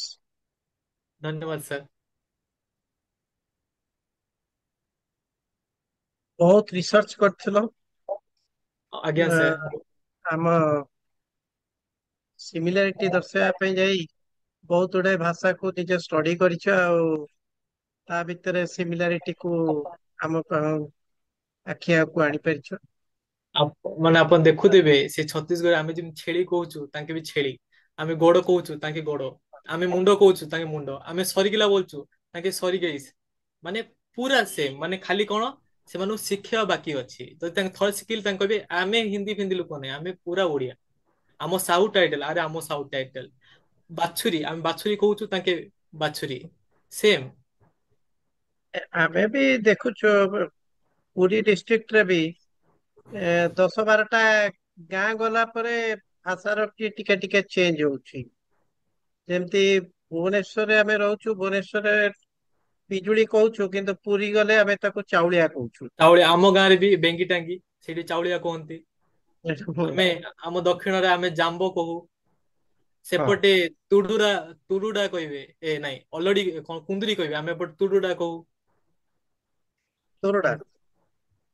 ହଁ, ସେମିତି। ଆଚ୍ଛା, ବର୍ତ୍ତମାନ ମୁଁ ରିକ୍ୱେଷ୍ଟ କରିବି ଆମ ଦର୍ଶକ ମାନଙ୍କ ଭିତରେ ଯଦି କାହାର କିଛି ଅଧିକା ଜାଣିବାର ଥାଏ, ଆଉ କିଛି ପ୍ରଶ୍ନ ପଚାରିବାର ଥାଏ, ସେମାନେ ପଚାରି ପାରିବେ। ଏ, ମୁଁ ପ୍ରଥମେ ଆରମ୍ଭ କରିବା ପାଇଁ ଚାହୁଁଛି ମାନସଙ୍କୁ ଧନ୍ୟବାଦ। ସିଏ ଗୋଟେ ସମ୍ପୂର୍ଣ୍ଣ ନୂଆ ଦିଗ ପ୍ରତି ଆମ ସମସ୍ତଙ୍କର ଦୃଷ୍ଟି ଆକର୍ଷଣ କରିପାରିଛନ୍ତି, ଏବଂ ସେଥିପାଇଁ ଯାହା ଜଣାପଡୁଛି ସେ ବେଶ କିଛି ପରିଶ୍ରମ କରିଛନ୍ତି। ଆକ୍ଚୁଆଲି ଆଜିକାଲି ଇଣ୍ଟରନେଟରେ ଯଦି ଆମେ ଦେଖିବା, ଅନ୍ୟ ଭାଷାର ବହୁତ ଗୁଡା ସ୍କଲାର ଏଇଭଳି ସୁନ୍ଦର ସୁନ୍ଦର ଭିଡିଓ ସେମାନେ ପ୍ରସ୍ତୁତ କରୁଛନ୍ତି। ମୁଁ ଭାବୁଛି ମାନସ ଆଉ ଯଦି ଟିକେ ଚେଷ୍ଟା କରିବେ ଏବଂ ଆଉ ତାଙ୍କ ଯୋଉ ଗବେଷଣା ଆଉ ଟିକେ ରିଫାଇନ କରିବେ, ସେ ନିଶ୍ଚିତରେ ଏଇ ବାବଦରେ ବହୁତ କିଛି କାମ କରିପାରିବେ। ଆଉ ତେଣୁ ଆଉ ଗୋଟେ କଥା, ମୁଁ ମୋର ମନେ ପଡୁଛି ଅନେକ ଦିନ ତଳେ ୟୁଟ୍ୟୁବରେ, ଆଚ୍ଛା ଇନ୍ ଦ ମିନ୍ ହ୍ୱାଇଲ୍ ମୁଁ ଅନୁରୋଧ କରିବି ଆମର ସମସ୍ତ ପାର୍ଟିସିପାଣ୍ଟଙ୍କୁ ଆପଣଙ୍କର ଭିଡିଓ ଆଉ ଅଡିଓ ଅନ୍ କରନ୍ତୁ। ବହୁତ କମ ବର୍ତ୍ତମାନ ଦର୍ଶକ ଅଛନ୍ତି, ଆମେ ସମସ୍ତେ ଏଥିରେ ଭାଗ ନେଇପାରିବା। ଅନ୍ତତଃ ପକ୍ଷେ ଆପଣଙ୍କର ଭିଡିଓଟା ଅନ୍ କରିଦିଅନ୍ତୁ, ତାହେଲେ ଆଉ ଟିକେ ହଁ ଲାଇଭଲି ଲାଗିବ କାର୍ଯ୍ୟକ୍ରମଟା ଆଉ ଟିକେ। ହଁ, ସମସ୍ତେ ଭିଡିଓ ଅନ୍ କଲେ ବେଟର ଲାଗିବ। ଠିକ। ମୁଁ ଅନେକ ଦିନ ତଳେ ବାଇଚାନ୍ସ ଏମିତି ଚ୍ୟାନେଲ ସର୍ଚ୍ଚ କରୁ କରୁ ଗୋଟେ ଛତିଶଗଡି ଚ୍ୟାନେଲ ଲାଗିଗଲା ଏବଂ ସେଇ ମୁହୂର୍ତ୍ତରେ ସିଏ ନ୍ୟୁଜ ଯିଏ ସାମ୍ବାଦିକ ସେ ଜଣେ ଆଦିବାସୀ ସ୍ତ୍ରୀ ଲୋକର ଇଣ୍ଟରଭ୍ୟୁ ନେଉଥିଲା ଏବଂ ସେ ଆଦିବାସୀ ସ୍ତ୍ରୀ ଲୋକଟା ଓଡିଆ ଭାଷାରେ ଦଉଥିଲା ତାର ରେସ୍ପନ୍ସଟା କିନ୍ତୁ ସେମାନେ ସେଟା କହୁଥିଲେ ଏଇଟା ଟ୍ରାଇବାଲ ଲାଙ୍ଗୁଏଜ ତେଣୁକରି ସେ ତଳେ ଗୋଟେ ସବଟାଇଟଲ ଦେଖୁଥିଲେ ସେମାନେ ହିନ୍ଦୀରେ କିନ୍ତୁ ସେ ଯୋଉ ସ୍ତ୍ରୀ ଲୋକଟା ଓଡିଆରେ କହୁଥିଲା ଟିକେ ମାନେ ଅଜବ ଟାଇପ ଓଡିଆ ମାନେ ସେ କହୁଥିଲା ଯେ ମୁଁ ଜଙ୍ଗଲ ମୁଁ ଜମିକି ଯାଇସ ମାନେ ମୁଁ ହଁ ଆଜ୍ଞା। ଜମିକି ଯାଇଥିଲି ସେଇ ସମୟରେ ସେମାନେ ଆମ ଘରେ ପଶିକି ଏମିତି ଗୋଟେ କାଣ୍ଡ କରିଛନ୍ତି ବୋଲି ଓଡିଆରେ କହୁଥିଲା ଟିକେ ଅଲଗା ଅଲଗା ତେଣୁ ମତେ ଲାଗୁଛି ଯେ ଆମେ ତ ଓଡିଶା ଭିତରେ ତ ବହୁତ କାମ ଆମେ କରିନାହୁଁ କିନ୍ତୁ ଆମର ବର୍ତ୍ତମାନ ଦୃଷ୍ଟି ଆମେ ନିଶ୍ଚିତ ଓଡିଶା ବାହାରକୁ ଆଉ ଟିକେ ଦେଖେଇବା ଚେଷ୍ଟା କରିବା ଏବଂ ସୁଖର ବିଷୟ ଆମ ସାଙ୍ଗରେ ମାନସ ରଞ୍ଜନ ଛୋଟରାୟଙ୍କ ଭଳିଆ ୟଙ୍ଗ ସ୍ପିରିଟେଡ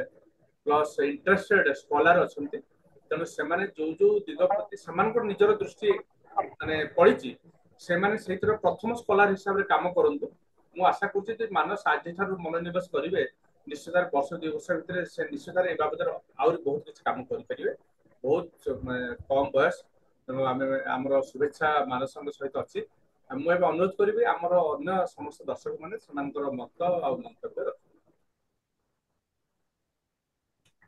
ବିଶ୍ୱଭାରତୀ ମ୍ୟାଡାମ ଆପଣ ତ ଆରମ୍ଭ କରିବା ତାପରେ ଡକ୍ଟର ଇନ୍ଦ୍ରମଣୀ ଜେନାଙ୍କ ପାଖକୁ ଯିବା ସାର୍ ନମସ୍କାର ସମସ୍ତଙ୍କୁ ନମସ୍କାର ଆମର ମାନସ ଭାଇ ଯାହା ସବୁ କାମ କରିଛନ୍ତି ଆମର ଓଡ଼ିଆ ଜାତି ତାଙ୍କ ପାଖରେ ଋଣୀ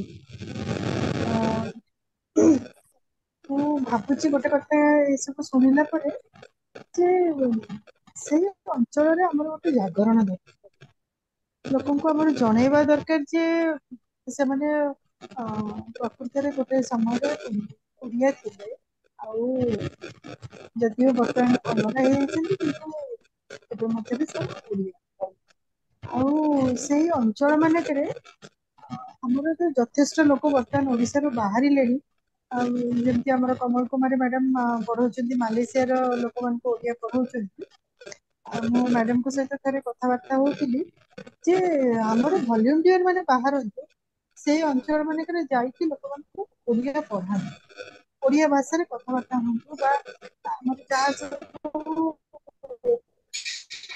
ବିଭିନ୍ନ ଲିଟରେଚର ଅଛି ଓଡ଼ିଆର ସେ ପ୍ରକାର ବହିପତ୍ର ଲୋକଙ୍କ ପାଖରେ ପହଞ୍ଚୁ ଅତି ସରଳ ଭାଷାରେ ଯୋଉ ବହି ସବୁ ଲେଖା ହେଇଛି ମାନେ ମିନିମମ୍ ଓଡ଼ିଆ ସେମାନେ ଶିଖିଗଲା ପରେ ଲେଖା ପଢା ସେମାନଙ୍କୁ ସେ ସବୁ ବହି ଦିଆଯାଉ ତାହେଲେ ସେ ସବୁ ସେମାନେ ଆସ୍ତେ ଆସ୍ତେ ପଢିବେ ଆଉ ନିଜ ଭାଷା ସହିତ କେତେ ଓଡ଼ିଆ ଭାଷାର ସାମଞ୍ଜସ୍ୟ ରହିଛି ସେଟା ସେମାନେ ବୁଝିପାରିବେ ତାହେଲେ ଆମର ଓଡ଼ିଆ ଭାଷା ଆହୁରି ଅଧିକ ଷ୍ଟ୍ରଙ୍ଗ ହବ ଆଉ ଆମେ ଯୋଉ କହୁଛୁ ଓଡ଼ିଆ 4.5 କୋଟି ଏ ତ ମତେ ଲାଗୁଛି ଯେ 20 କୋଟି ମ୍ୟାଡାମ, 20 କୋଟି।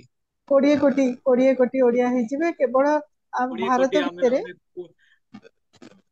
ଆମ ତାପରେ ଆମ ମା ଆମକୁ ଜନ୍ମ ଦେଇକି ଓଡିଆ ମାନେ 20 କୋଟି କରିଛନ୍ତି ଆମକୁ ହିନ୍ଦୀ ନେଇ ଯାଇଛନ୍ତି ହଁ ଆଉ ତା ବାଦେ ଆମ ସହିତ ତ ମାଲେସିଆରୁ ରଙ୍ଗାଧର ଭାଇ ଅଛନ୍ତି ମାନେ ଭାରତ ବାହାରେ ମଧ୍ୟ କେତେ ମାନେ ଓଡ଼ିଆ ଲୋକ ଅଛନ୍ତି ବିଭିନ୍ନ ସମୟରେ ସେମାନେ ଯାଇକି ସେଠି ରହିଯାଇଛନ୍ତି ଆମକୁ ସମସ୍ତଙ୍କୁ ଏକଜୁଟ ହବାକୁ ପଡିବ ମାନସ ବାବୁଙ୍କ ଭଳିଆ ୟଙ୍ଗ ଜେନେରେସନ ତାର ଲିଡରସିପ ନେବେ ଆଉ ଆଶା କରୁଛି ଆମେମାନେ ସମସ୍ତେ ପଛରେ ଅଛୁ ଯାହା ଆମେ ସାହାଯ୍ୟ କରିପାରିବୁ ଆମ ତରଫରୁ ଆମେ କରିବୁ ଆଉ ମୁଁ ଭାବୁଛି ଯେ ଏଇ ଯୋଉ ମାନେ ଭଲ୍ୟୁଣ୍ଟାରିଲି ଲୋକମାନେ ଯାଇକି ସେଠି ରହିକି ଏଇ ଯୋଉ କମଳ କୁମାରୀ ମ୍ୟାଡାମଙ୍କ ସାଙ୍ଗରେ ମୁଁ କଥାବାର୍ତ୍ତା ହଉଥିଲି କହିଲେ ଆମକୁ କିଛି ବିଶେଷ କିଛି ଦରକାର ନାହିଁ ଯେକୌଣସି ଆମେ ସାଧାରଣ ଘରେ ରହିପାରିବୁ ଭାତ ଡାଲି ଖାଇକିରି ଲୋକଙ୍କୁ ପାଠ ପଢେଇ ପାରିବୁ ଯଦି ମ୍ୟାଡାମ ଆମକୁ ଗୋଟେ ଗୋଟେ ସାନ କଥାଟେ କହିବି ମାନେ ଆମେ ଭାବୁଛେ ଏଇଟା ବହୁତ କଷ୍ଟ ବୋଲିକି କିନ୍ତୁ ଆପଣ ଦେଖିବେ ଏଇଟା ବହୁତ ସହଜ ମାନେ ଗୋଟେ ମାସ କି 2 ମାସରେ ସବୁ ଠିକ ହେଇଯିବ ଏତେ ବି କିଛି କଷ୍ଟ ନାହିଁ ଆପଣ ଦେଖିବେ ଏବେ ଦେଖନ୍ତୁ ଗୋଟେ ପ୍ରାଇଭେଟ ସ୍କୁଲରେ ଆମେ ପଢେଇ ଦଉଛେ ଇଏ ର ପାଠ ଇଂଲିଶ ର ପାଠ ପଢେଇ ଦଉଛେ ଏତେ ଦୂରର ଭାଷା ଗୋଟେ ମାନେ ପ୍ରାଇଭେଟ ରେ ହିନ୍ଦୀ ପଢେଇ ଦଉଛନ୍ତି କେନ୍ଦ୍ର ବିଦ୍ୟାଳୟ ଆସିକି ଆମକୁ ହିନ୍ଦୀ ପଢେଇ ଦଉଛି କେତେ କୋଉ ଦିଲ୍ଲୀ ଫିଲିର ଭାଷା ସେଇଟା ଆମେ କଣ ଗୋଟେ ପ୍ରାଇଭେଟ ସ୍କୁଲ ଫୁଲ କରିକି ଆମେ କଣ ଆମ କଣ ସେ ଛତିଶଗଡ ଆଉ ସେ ଝାଡଖଣ୍ଡ ଏଗୁଡା ଆମେ କଣ ପଢେଇ ପାରିବାନି? ପଢେଇକି ପିଲାମାନଙ୍କୁ ଗ୍ରାଜୁଏଟ ଦେଇପାରିବାନି? କହିଲେ ମ୍ୟାମ ନିଶ୍ଚୟ ଯଦି ନିଶ୍ଚୟ। ଭାବନ୍ତୁ ଯଦି ଓଡିଶା ଦେଖ ସେଥିରେ ମୋ ରାୟପୁର ଲେଖା ହେଇଛି, ସେଇଟା ଯଦି ଓଡିଆ ଲିପି ଲେଖା ହେଇଥାନ୍ତା ମୋ ରାୟପୁର, କେତେ ଖୁସି ଲାଗିଥାନ୍ତା। ଆମେ ହଁ ଯାଇଥାନ୍ତେ, ଆମେ ରାୟପୁର ଯାଇଥାନ୍ତେ, ସେଠି କହିଥାନ୍ତେ, ଏବେ ବି ଓଡିଆ ଅଛନ୍ତି ସେଠି, କିନ୍ତୁ ଯେହେତୁ ହିନ୍ଦୀର ଡୋମିନେନ୍ସ ହେଇଯାଇଛି ଆମ ମାନଙ୍କର ଭାଷା ଟିକେ ଦବି ଯାଇଛି। ଯଦି ସେମାନେ କହିଥାନ୍ତେ ଯାଇକି, ଭାଇ କେମିତି କଣ କରୁଛ, କା କରତିସ୍, ଭାଇ ଭଲ ଅଛ, ଭଲ ହେତେ, ମାନେ ଭଲ ଅଛ, ତାଙ୍କେ ବି କହିବେ ହଁ ଭାଇ ଭଲ ଅଛି, ବନେ ଅଛି କହିବେ। ଆମେ ଯଦି ଝାଡଖଣ୍ଡ ଯିବା ତାଙ୍କେ କହିବେ ଭାଇ କେମିତି ଅଛ।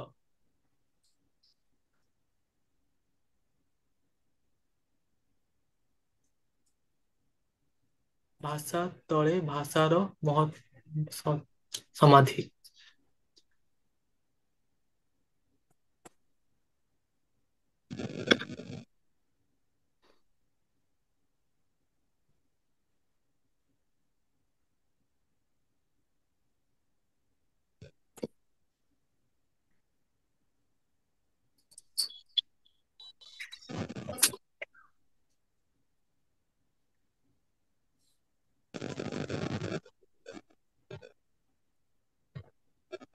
ଆଚ୍ଛା ସରି, ମୋର ମାଇକ୍ରୋଫୋନ ଟା ମ୍ୟୁଟ ଥିଲା କି? ହଁ ଆଜ୍ଞା ସାର୍ ମିଉଟ ଥିଲା। ଆଚ୍ଛା ସରି ସରି ସରି, ଆକ୍ଚୁଆଲି ମୁଁ ସେଟା ଏଇଥିପାଇଁ ମାନେ ସେୟାର କଲି ଯେ ଏଇଟା ଗୋଟେ ବହୁତ ପୁରୁଣା ଆର୍ଟିକଲ ଗୋଟେ, ତାର ଶୀର୍ଷକ ହଉଛି ଯେ ଅନେକ ସମୟରେ ଗୁଡାଏ ଭାଷା ଆଉ ଗୋଟେ ଭାଷାର ଚାପରେ ସେମାନେ ମାନେ ଅସ୍ତିତ୍ୱରୁ ହଜିଯାଆନ୍ତି। ଯେମିତି ଆମର ମରିଯାଆନ୍ତି। ହିନ୍ଦୀ ହିନ୍ଦୀ ତଳେ ଗୁଡାଏ ଭାଷା ଯେମିତି ଚାପି ହେଇକି ସେମାନେ ସବୁ ବିଲୁପ୍ତ ପ୍ରାୟ ହେଇଯାଇଛନ୍ତି, ଯାହା ସେଥିରୁ ଗୋଟିଏ ବଞ୍ଚିକି ବର୍ତ୍ତମାନ ପାଇଲା, କ୍ଲାସିକାଲ ଷ୍ଟାଟସ ପାଇଲା। କିନ୍ତୁ ଅନେକ ସମୟରେ ଭାଷା ନେଇକି ଯୋଉ ରାଜନୀତି ହୁଏ, ଏଇ ତାର ଗୋଟେ ଏକ୍ଜାମ୍ପଲ ଗୋଟେ। ଏବେ ଯେମିତି ଆମେ ଆମର ଏଇ ଯୋଉ ଆଲୋଚନାରେ ଆମେ ଡିସ୍କସନ କରୁଥିଲେ ଯେ ହିନ୍ଦୀ ଗୋଟେ ଛୋଟ ଅଞ୍ଚଳରେ କଥିତ ଭାଷା, କିନ୍ତୁ ତାକୁ ଇମ୍ପୋଜ କରାଯାଇଛି ଗୋଟେ ବିରାଟ ଅଞ୍ଚଳରେ, ଏବଂ ତା ଯୋଗୁଁ ସେସବୁ ଭାଷା ସବୁ ତାଙ୍କ ନିଜ ସ୍ୱତନ୍ତ୍ର ପରିଚୟକୁ ହରାଇ ଦେଇଛନ୍ତି। ମାନେ କଣ କହୁଥିଲା କୁହ? ସାର୍ ମୁଁ କହୁଥିଲି କି ଯଦି ଆଜି ସେ କାଳରେ ଯଦି ସମ୍ବଲପୁରୀ ଲାଗିନଥାନ୍ତା ଓଡିଶା ମିଶିବା ପାଇଁ, ଆଜି ସିଏ ବି ଗୋଟେ କଣ ହେଇଥାନ୍ତା, ହିନ୍ଦୀରେ ଗୋଟେ ଡାଇଲେକ୍ଟ ହେଇଥାନ୍ତା। ପ୍ରକୃତ କଥା, ଯଦି ସିଏ ଆଜି ମିଶି ନଥାନ୍ତା ଓଡିଶାରେ, ସେ ବି ଆଜି ଗୋଟେ ହିନ୍ଦୀରେ ଗୋଟେ ଡାଇଲେକ୍ଟ ଥାନ୍ତା। କିଏ ମାଗିଲେ କିଛି ଦେଇନଥାନ୍ତେ, ଓ ଏଇ ସେଲୁ କିଛି ମାଗିଲେ ଦେଇନଥାନ୍ତେ। ଆଜି ଯଦି ମାନେ ବାଲେଶ୍ୱର ଏସବୁ ମିଶି ନଥାନ୍ତା, ସେଇଟା ଗୋଟେ ବଙ୍ଗାଳୀର ଡାଇଲେକ୍ଟ ହେଇଥାନ୍ତା। ଯେମିତି ଆମର ମାନଭୂମି ଓଡିଆ, ସେଟା ମାନଭୂମି ଓଡିଆ ମାନେ କଣ ହେଲା, ଟିକେ ବଙ୍ଗାଳୀ ଇନଫ୍ଲୁଏନ୍ସ କିନ୍ତୁ ପଡିଯାଇଛି, ମାନେ ଟିକେ ସେପଟ ଲୋକ ଆସିଲେ, ତାପରେ ତାଙ୍କର ଆଗରୁ ଆଗ ଟିକେ ମାନେ ବଙ୍ଗାଳୀ ଶୈଳୀ ଭାଷା, ତ ସେଇଟା ଓଡିଆ ଓଡିଆ ଏକା, କିନ୍ତୁ ବଙ୍ଗାଳୀ ଶୈଳୀ ଟିକେ ଯେମିତି ବାଲେଶ୍ୱରୀ ଓଡିଆ କୁହେ, ସେଇଟା କଣ ତାଙ୍କ ଇନଫ୍ଲୁଏନ୍ସ ଟିକେ ପଡିଯାଇଛି, ତାଙ୍କେ ଗୋଟେ ଏପଟେ ପଳେଇ ଆସିଲେ, ତ ସେଇଟା କଣ ହେଇଗଲା ମାନଭୂମି ବେଙ୍ଗଳୀ କରିକି ତାଙ୍କେ ନେଇଗଲେ। ତାପରେ କି ଆମର ଖୋର୍ଦ୍ଧା ସେଇଟା ହିନ୍ଦୀ ନେଇଯାଉଛି। ମାନେ ଦେଖ ଭାଇ, ତମ ମାନେ କିଛି ତ ମିଶୁନି। କାନ୍ଦିବା, ଖେଳିବା, ଗଛ ଧରିବା, ଏଇ ସବୁ ତ ଓଡିଆ ଭାଷା, ମାନେ ମୂଳ ଓଡିଆ ଶବ୍ଦ ଗୁଡାକ। ବୁଝିବା, ଆମେ ଆମେ ଏଇ ଯୋଉ ମରିଯିବ। ଆମେ ଡକ୍ଟର ଇନ୍ଦ୍ରମଣୀ ଜେନାଙ୍କଠୁ ଶୁଣିବା ତାଙ୍କର କଣ ମନ୍ତବ୍ୟ ରହିଛି, ତାପରେ ରଙ୍ଗାଧର ଭାଇ। ଆଜ୍ଞା ଧନ୍ୟବାଦ। ଆଉ ଏଇ ବିଷୟରେ ମୁଁ ଆଜି ମାନସ ବାବୁ ଯାହା କହିଲେ ଶୁଣିଲି। ମୁଁ ପ୍ରାୟ 8-10 ବର୍ଷ ତଳେ ଦେଖୁଥିଲି ଯେ ବାଲିରେ ଯେତେ ଲାଙ୍ଗୁଏଜ ଅଛି ତାର ଓଡିଆ ସହିତ ସିମିଲାରିଟି, ସଜନା ଛୁଇଁ କେତେ ଗୁଡେ ୱାର୍ଡରେ ସେମାନେ ଦେଖିଲେ ପ୍ରାୟ ଏମିତିଆ 50ଟା ୱାର୍ଡ, ଯୋଉଟା କି ତାଙ୍କର ସେଇଠି ପ୍ରିଭାଲେଣ୍ଟ ଓଡିଆ ୱାର୍ଡ। ସେ ଗୋଟେ ମୁଁ ଶାନ୍ତି କହିବି, ଆମ ଓଡିଆରେ ଯେମିତି ତୁମେ ମାନେ ଯୋଉ କୁହା ହଉଛି ନି କି, ଯେ ଆମେ ପ୍ଲୁରାଲ କହିବେ ମାନେ ୟୁଜ କରୁଛେ, ସେମିତି ଚାଇନାରେ ବି ତେ ମନ ହିଁ ୟୁଜ କରାହଉଛି ପ୍ଲୁରାଲ କରିବା ଲାଗି, ଚାଇନିଜ ଭାଷା ମେଣ୍ଡିନ୍ ଭାଷାରେ। ଆଚ୍ଛା। ତାପରେ ଆଉ ଗୋଟେ ଜିନିଷ ମୋର କହିବା କଥା ଯେ ଆପଣ ମାନଙ୍କର କଣ କନସେପ୍ଟ ଥିବ, ମୁଁ ଭାବେ ଓଡିଆ ଭାଷା ବହୁତ ପ୍ରାଚୀନ, ବହୁତ ପ୍ରାଚୀନ। ମାନେ ସେମାନେ ଯଦି ଧରୁଛନ୍ତି ସପ୍ତମ ଅଷ୍ଟମ ଶତାବ୍ଦୀ, ମୁଁ କହିବି ନାଇଁ ହବନି, କାହିଁକି ନା ମୋର ପ୍ଲେନ ମ୍ୟାଥମେଟିକ୍ସ ହଉଛି ଯେ 1500 ଶତାବ୍ଦୀରୁ ସାରଳା ଭାଗବତ, ଏଇ ସାରଳାଙ୍କର ମହାଭାରତ ଆଜି ଆମେ ପଢିଲେ ସବୁ ଟୋଟାଲ ବୁଝିପାରୁଛେ 100%। ତେଣୁ ତାର 100 ବର୍ଷ ପୂର୍ବରୁ ଥିବ ସେଇ ଭଳିଆ, ଯୋଉଟା କି ଆସ୍ତେ ଆସ୍ତେ ଆସ୍ତେ ଆସ୍ତେ ଆସିବ ବର୍ଷକରେ କି 10 ବର୍ଷରେ କି 20 ବର୍ଷରେ ଆସିବନି। ତେଣୁ ମ୍ୟାଥମେଟିକାଲି ଓଡିଆ ଭାଷା ନିଶ୍ଚୟ ଖ୍ରୀଷ୍ଟ ପୂର୍ବ ବେଳଠୁ ବି କଥିତ ଭାଷା ହିସାବରେ ଥିବ। ଆଉ ଗୋଟେ ଏରିଆରେ ଗୋଟେ ଭାଷାର ଗଜପତି ଶାସନ ମାନଙ୍କର ଗୋଟେ ଜାଗାରେ ବହୁତ ଦିନ ଧରିକି ରହିଲା, ସେଠି ଓଡିଆ ଭାଷା ପୁରା ସେଇ ଜାଗାରେ ଏଣ୍ଟ୍ରେନ୍ସଡ ହେଇଗଲା। ସେ ବହୁତ ଧୀରେ ଧୀରେ ଲୋକମୁଖରୁ ସେଟା ସରିବ, ଲୋକମୁଖରୁ ବହୁତ ଶହ ଶହ ବର୍ଷ ପରେ ସରିବ। ତେଣୁ ବସ୍ତର ଏଟା ପୁରା ଟୋଟାଲ ଓଡିଶାର। ଏଇ ଯୋଉ ବ୍ରିଟିଶ ଆସିଲା ପରେ ଯୋଉ ଜୋଗ୍ରାଫିକାଲ ଚେଞ୍ଜ ସବୁ ହେଇଗଲା, we have lost many things. ଆମ ଓଡିଶାର ଟୋଟାଲ ସବୁ ଯାକ ପଳେଇଲା, କାହିଁକିନା ୟାରେ ଏପଟେ ସିଂହଭୂମି ପଳେଇଲା, ସେପଟେ ବସ୍ତର ପଳେଇଲା, ଏପଟେ ସବୁ ଗୁଡାକ। ଆଉ ସେ ତା ଉପରେ ସବୁ ବିଭିନ୍ନ ଏପଟୁ ତେଲୁଗୁ ଲାଙ୍ଗୁଏଜ, ସେପଟୁ ହିନ୍ଦୀ ଲାଙ୍ଗୁଏଜ, ଏପଟୁ ବେଙ୍ଗଲୀ ଲାଙ୍ଗୁଏଜ, ସବୁ ଗୁଡାକ ଇନଫ୍ଲୁଏନ୍ସ ହେଇକି ଆମର ତଥାପି ଆମ ଭାଷାର ମାନେ ରହିଛି, ସେଇଟା କୁଆଡେ ଯାଇନି ସବୁଗୁଡାକ। ଆଉ ଆମ ଓଡିଆ ଭାଷା ସବୁ ଭାଷା ତୁଳନାରେ ଦେଖିବା ଆମେ ଅତି ସୁସ୍ଥିର ସହିତ କହୁ। ଳ ଶବ୍ଦଟା ବହୁତ କମ ଭାଷାରେ ଅଛି, ପଞ୍ଜାବୀ ଭାଷାରେ ଅଛି ଳ, ଆଉ କେହି ଳ ତାଙ୍କର ଶବ୍ଦ ନାହିଁ। ସବୁ ଗୁଡାକ ହଳନ୍ତରେ ଶେଷ କରିବେ, ଫସ୍ ମସ୍ କହିବେ। ଆମର ଟାଇମ ଅଛି, ଆମେ ଧୀରେ ସୁସ୍ଥେ ଇମ୍ପ୍ରେସ କରି କଥାଟା କହିବୁ। ଏଇଭଳିଆ ଭାଷା ଅତି ପୁରାତନ ଭାଷା, ଇମ୍ପ୍ରେସିଭ ଭାଷା। ଆଉ ଆମ ଭାଷାର ଇନଫ୍ଲୁଏନ୍ସ ଯୋଉଠି ଅଛି, ସେ ଆସ୍ତେ ଆସ୍ତେ ଏବେ ଦେଖନ୍ତୁ ଆପଣ, ମୁଁ 10 ବର୍ଷ ତଳେ ଦେଖୁଥିଲି ନେଟରେ, କୋଣ୍ଡାଭାଡୁ ଜିଲ୍ଲାରେ ନେଟରେ ଲେଖା ହେଇଥିଲା ଏଇ ଗଜପତି କିଙ୍ଗଡମ ଥିଲା, ଆଜି ହିଷ୍ଟ୍ରି ଏବେ କଟି ଯାଇଛି ପୁରା, ଆଉ ମୋଟେ ଗଜପତି ନାଁ ନାହିଁ। ସେମିତିଆ ଆମର ବହୁତ ଗୁଡେ ଜାଗାରୁ ୱେଷ୍ଟର୍ଣ୍ଣ ଗଡ ଗୁଡାକରେ ସବୁଠି ଲେଖା ହେଇଥିଲା ଗଜପତି କିଙ୍ଗଡମ, କାହିଁକିନା ମୁଁ ନିଜେ ଦେଖିଛି। ଏବେ ବର୍ତ୍ତମାନ ଆଉ ସେ ନେଟରୁ ସେଗୁଡା ଉଡିଗଲାଣି, ସବୁ ଆଉ ନାହିଁ। ସେଇଭଳିଆ ଆମ ଓଡିଆ ଭାଷାର ହଉଛି, ଆଉ ଯୋଉ ଓଡିଆ ଲୋକମାନେ ଅଛନ୍ତି ସେମାନଙ୍କ ପାଇଁ ସେଇ କଥା ହଉଛି। ଆଉ ଏଗୁଡାକ ଯଦି ମାନସ ବାବୁ ଆପଣ ଷ୍ଟଡି କରୁଛନ୍ତି, ପ୍ରତି ଏରିଆ ପାଇଁ 100, 200, 300 ୱାର୍ଡ ନେଇଯାଇକି କୁମୁଲେଟିଭ ଷ୍ଟଡି, ଇଏ 10 ବର୍ଷିଆ 15 ବର୍ଷିଆ ପ୍ରୋଜେକ୍ଟ ଥାଉ, ଯୋଉ ଭାଷା ଗୁଡିକ ଯୋଉ ଲାଙ୍ଗୁଏଜରେ ରହିଛି, you jot down and make an impressive international paper, ହେଲା କି? ଏଇଟା ବହୁତ ଭଲ ଇମ୍ପ୍ରେସିଭ ଜିନିଷ ହବ। ଲଙ୍ଗ ଟର୍ମ ଷ୍ଟଡି, ପ୍ରତିଟି 150 ଶବ୍ଦ ଆମ ଓଡିଆ ଭାଷା ଥିବ, ଯୋଉଟା କି ତାଙ୍କ ଭାଷାରେ ନଥିବ। Thank you for the presentation. Thank you sir, धन्यवाद सर। ଇନ୍ଦ୍ରାବତୀ ଯୋଉ କଥା କହିଲେ ଯେ ଆମ ଓଡିଆ ଭାଷା, ମୁଁ ଗୋଟେ ଉଦାହରଣ ଦବାକୁ ଚାହୁଁଛି।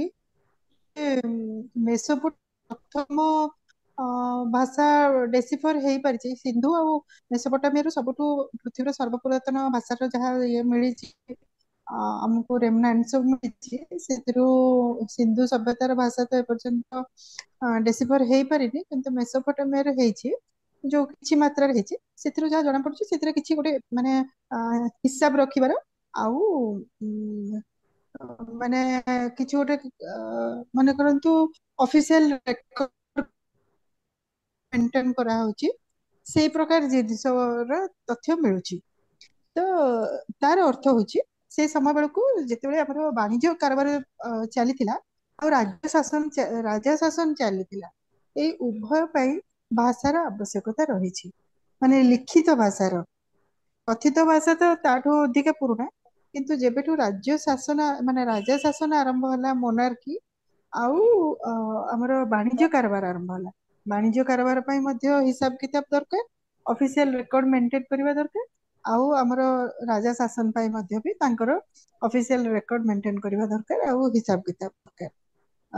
ସେଇ ହିସାବରେ ଆମର ଓଡିଆ ଲୋକମାନେ 2500 ବର୍ଷର ପୁରୁଣା ଆମକୁ ବର୍ତ୍ତମାନ ପର୍ଯ୍ୟନ୍ତ ଯାହା ତଥ୍ୟ ମିଳୁଛି, 2500ରୁ ଅଧିକ ବର୍ଷ ପୁରୁଣା ଆମର ଶାସନର ଆଉ ବାଣିଜ୍ୟ କାରବାରର ଇତିହାସ ରହିଛି କଳିଙ୍ଗର। ତେଣୁ ଭାଷା ନିଶ୍ଚିତ ଭାବରେ ସେତିକି ପୁରୁଣା, ତାଠୁ ହୁଏତ ଅଧିକା ପୁରୁଣା ହେଇପାରେ, କିନ୍ତୁ ଯେତେବେଳେ ଆମର ଲୋକମାନେ ଯାଇଛନ୍ତି 2000-2500 ପୂର୍ବରୁ ସିଂହଳ, କାମ୍ବୋଡିଆ, ଆମର ଜାଭା, ସୁମାତ୍ରା, ଏସବୁ ଦେଶକୁ ଆବିଷ୍କାର କରିଛନ୍ତି ଆଉ ସେଠି ଶାସନ କରିଛନ୍ତି, ସେଠି ସହିତ କଳିଙ୍ଗର ସିଧାସଳଖ ସମ୍ପର୍କ ଶହ ଶହ ବର୍ଷ ଧରିକି ରହିଛି। ନିଶ୍ଚିତ ଭାବରେ ଭାଷା ସେତେବେଳେ ବି ଥିଲା ଓଡିଆ ଭାଷା, ଆଉ ସେଇ ଭାଷାରେ ଆମର କମ୍ୟୁନିକେଟ କରାହଉଥିଲା, ଆଉ ସେଇ ଦେଶ ଆଉ ବାଣିଜ୍ୟର ହିସାବ କିତାବ ମଧ୍ୟ ବି ହଉଥିଲା। ତେଣୁ ମୁଁ କହିବି ଯେ ଭାଷା ସେତିକି ପୁରୁଣା ଓଡିଆ ଭାଷା। ହୁଏତ ଆମେ ଏପର୍ଯ୍ୟନ୍ତ ତାର ସ୍କ୍ରିପ୍ଟ ପାଇନେ ବା से समय भाषा केमिति थिला हमको वर्तमान जଣା नहीं, किंतु एटा निश्चित जे ओडिशार भाषा सेति अछि 2500 वर्ष पुराना अति को। एक्चुअली गोटे भाषार स्क्रिप्ट तो बहुत परे आसे, प्रथमे कथित भाषा आसे तापर लिखित भाषा आसे। आज्ञा तो किंतु से ସେଥିପାଇଁ देखो जो ହଁ मोनार्की आ वाणिज्य ए दीटा पाई लिखित भाषा निहाती जरूरी। जोटा ନିହାତି हमें मेसोपोटामिया ହଁ रू पाइचे मेसोपोटामिया रू सेटा निश्चित ओडिशा सहित मध्य सेही ଯିବ कथाटा प्रযোज्य बोली मु कहूँ। ଠିକ। Thank you. ଆଉ ଗୋଟେ ଜିନିଷ ମୁଁ କହିବାକୁ ଚାହୁଁଛି, ଏବେ ମୁଁ ଗୋଟେ ଖବର ପାଇଲି ଯେ ଓଡିଶାର ଗୋଟେ ପ୍ରତିଷ୍ଠିତ ଅଫିସିଆଲ ଲେଖାରେ ଲେଖା ଅଛି ଯେ ଆମେ କୋଣାର୍କର କୌଣସି ଶିଳାଲିପି କେବେ ପାଇନେ। ପାଇଛି କି କିଛି? କୋଣାର୍କର କୌଣସି ଶିଳାଲିପି ନାହିଁ। ଆପଣ ଜାଣିଛନ୍ତି କୋଣାର୍କର? ସୁନୀଲ ବାବୁ, ଆପଣ ଜାଣିଛନ୍ତି କିଛି ଶିଳାଲିପି ଅଛି ନାଇଁ ସେଠି କୋଣାର୍କର? ଶିଳାଲିପି ନାହିଁ, କୋଣାର୍କରେ ଶୁଣନ୍ତୁ, ନାହିଁ। ମୁଁ କିନ୍ତୁ ଗୋଟେ ଖବର ପାଇଲି, କାହିଁକିନା I want to write something prospectively, କାହିଁକିନା ସମସ୍ତେ କୋଣାର୍କ ଉପରେ ପୋଷ୍ଟମର୍ଟମ କରିକି ଲେଖନ୍ତି, ଏମିତି ଭାଙ୍ଗିଗଲା ସେମିତି ଭାଙ୍ଗିଗଲା, କିନ୍ତୁ actually Konark is a temple which stood for 300 years। ଆଉ ୱାରସିପ ହେଇଥିଲା, ସବୁ ହେଇଥିଲା 300 years, କାହିଁକି ନା 1200 କେତେ ମସିହାରେ ତିଆରି ହେଇଛି, 70ରେ 1568 ବେଳକୁ କଳାପାହାଡ ଭାଙ୍ଗିଲା ପରେ ବି ତାପରେ ଆଇନ ଆକବର ପଠେଇଥିଲେ ତାଙ୍କର ଆଇନ ଆକବରରେ ଯୋଉ ଲେଖା ଅଛି ମନ୍ଦିର ପୁରା ଫୁଲ, ଏତେ ହାଇଟ ସବୁ ଫୁଲ କାମ କରୁଥିଲା। ତାପରେ 300 ବର୍ଷ ମନ୍ଦିର ଥିଲା, ଯୋଉଥିପାଇଁ କି ଗଙ୍ଗବଂଶ ଗଜପତି ବଂଶ ପ୍ରାଉଡ ମନ୍ଦିର ପାଇଁ। 300 ବର୍ଷ ପରେ ଯୋଉ ଧର୍ମପଦ ଲେଖାଟି ଆମର ଆସିଲା, ଦ୍ୟାଟ ଡିଜେନେରେଟେଡ ଆୱାର ମାଇଣ୍ଡ। ଏମିତି ଭାଙ୍ଗିଗଲା ସେମିତି ଗଲା, ପ୍ରଥମ ଦିନଠୁ କିଏ ସୁଇସାଇଡ କରିଦେଲା, ମରିଗଲା, ଏଇସବୁ ଜିନିଷ ଯୋଉ ଅଛି ଏଇଟା ଟିକେ ନେଗେଟିଭ ନକାରାତ୍ମକ ଆମ ମୁଣ୍ଡରେ ଆସୁଛି।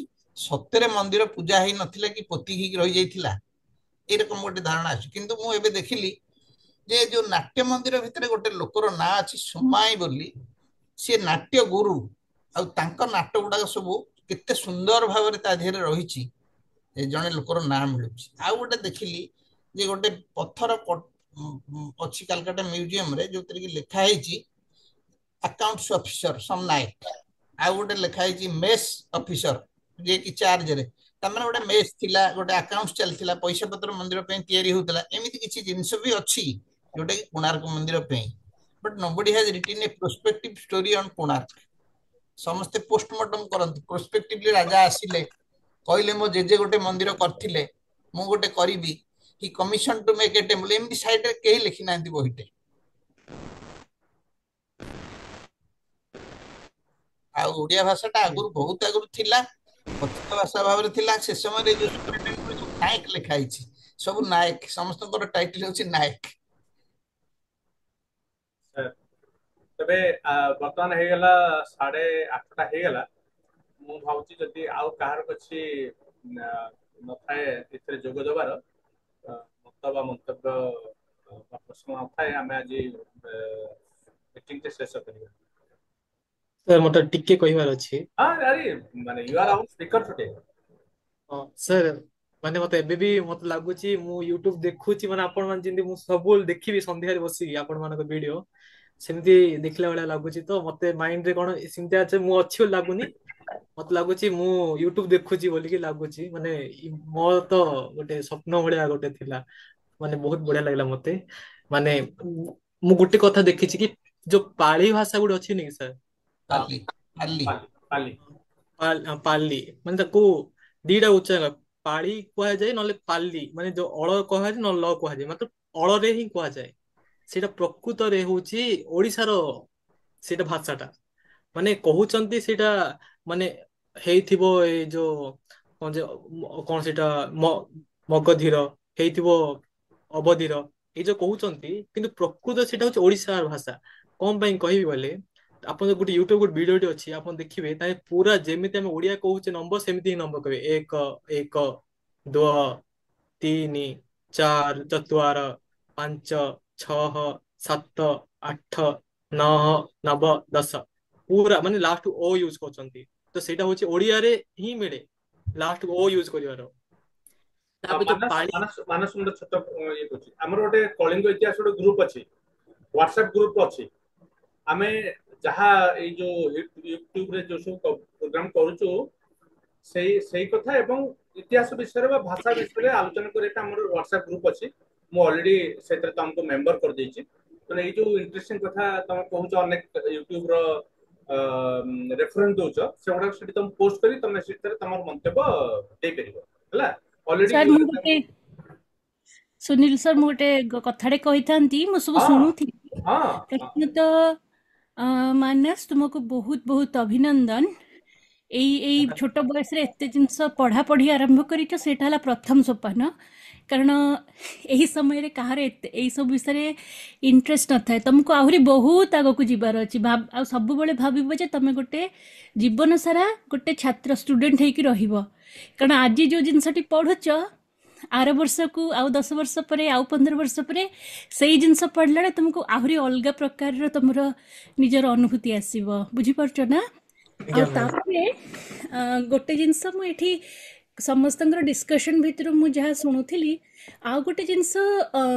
ସବୁ ୟଙ୍ଗ ଷ୍ଟୁଡେଣ୍ଟସ୍ ଆଉ ରିସର୍ଚର୍ସ ମାନଙ୍କୁ ମୋର ଗୋଟେ ଅନୁରୋଧ ରହିବ ପ୍ରଥମତଃ always remember that language and script are two very different things okay ଯେମିତି ଲାଙ୍ଗୁଏଜ ବି ଦି ପ୍ରକାର ଥାଏ ଗୋଟେ ହେଲା କଥିତ ଲୋକାଲ କଲୋକିଆଲ ଭର୍ଣ୍ଣାକୁଲାର ଲାଙ୍ଗୁଏଜ ଆଉ ଗୋଟେ ହେଲା କ୍ଲାସିକାଲ ଲାଙ୍ଗୁଏଜ ଯୋଉଟାରେ କି ଡକ୍ୟୁମେଣ୍ଟେସନ ହୁଏ କି ଟେକ୍ସଟ ସ୍କ୍ରିପ୍ଚର୍ସ ଲିଖାଯାଏ ସେଇଟା ହେଲା ଲାଙ୍ଗୁଏଜ ସ୍କ୍ରିପ୍ଟ ହେଲା when we try to encode that into a written form ତେଣୁ ଆଗ କାଳରେ ଏନସିଏଣ୍ଟ ଇଣ୍ଡିଆରେ ଲାଙ୍ଗୁଏଜେସ୍ ଭିତରେ ସଂସ୍କୃତଟା ଗୋଟେ ବହୁତ ମାନେ ୟୁଜେବଲ୍ ଲାଙ୍ଗୁଏଜ ଥିଲା ସବୁ ପ୍ରକାରର ମାନେ ସଂସ୍କୃତଟା ତା ବି କଥିତ ଲାଙ୍ଗୁଏଜ ନଥିଲା ଦ୍ୟାଟ୍ ୱାଜ୍ ଅ କ୍ଲାସିକାଲ ଲାଙ୍ଗୁଏଜ ସେମିତି ପାଲି ଆଉ ପ୍ରାକୃତ ସଂସ୍କୃତ ପାଲି ଆଉ ପ୍ରାକୃତ ହେଲା ସବୁଠୁ ଏନସିଏଣ୍ଟ ଲାଙ୍ଗୁଏଜେସ୍ ଆମ ଭାରତ ଭୂଖଣ୍ଡର ସେଗୁଡ଼ାକ ମାନେ ତା ଦେହରେ ବହୁତ କିଛି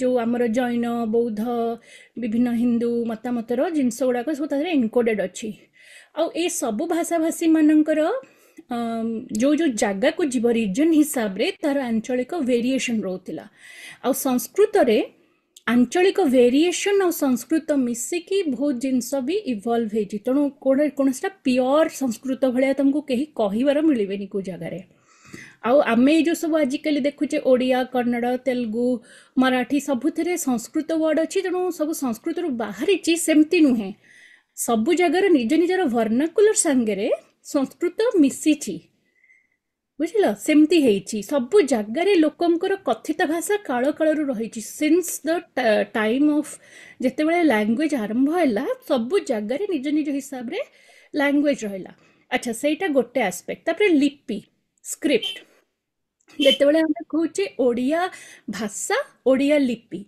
ମାନେ ଆମର ଓଡ଼ିଆ ଭାଷା ଗୋଟେ ଏମିତି ଜିନିଷ there is a language which is ancient there is also a script ଆମ ନିଜର ଆମର ସ୍କ୍ରିପ୍ଟ ଅଛି ଲିପି ଅଛି ସେମ୍ ଜିନିଷ goes for let's say Telugu Kannada ତାପରେ ତମିଳ ମଲୟାଲମ କିନ୍ତୁ ତମେ ଯଦି ଦେଖିବ ମରାଠୀର ସଂସ୍କୃତର ହିନ୍ଦୀର ଏମାନଙ୍କର ନିଜ ଲିପି ନାହିଁ ସେମାନେ ଯେଉଁ ଲିପି ବ୍ୟବହାର କରନ୍ତି ସେଟା ହେଲା ଦେବନାଗରୀ ଲିପି ନାଗରୀ କୁହାଯାଏ ନାଗଜ ମାନେ ଏଇ ଲିପିଟା ଆରମ୍ଭ କରିଥିଲେ ନାଗବଂଶୀୟ ଯେଉଁ ଆମର ଲୋକାଲ ଇଣ୍ଡିଜିନସ୍ ଟ୍ରାଇବ୍ସ ମାନଙ୍କର ନାଁରୁ ନାଗରୀ ହେଇଛି ତ ସେଟା ଦେବନାଗରୀ ତ ଦେବନାଗରୀରେ ସଂସ୍କୃତ ଲେଖା ହେଲା କି ଆମର ଆଜିକା ଡେଟ୍ର ମରାଠୀ ହିନ୍ଦୀ ଏଗୁଡ଼ାକ ସବୁ ଦେବନାଗରୀ ୟୁଜ୍ ହେଲା ତମକୁ ଯଦି ପ୍ୟାରାଲେଲ ଦେବି ମାନେ ୱାର୍ଲଡର ଇଏରେ ଆଜିକା ଡେଟ୍ରେ ଯେତେ European languages especially western European languages ମାନେ ଇଂଲିଶ ଜର୍ମାନ ଫ୍ରେଞ୍ଚ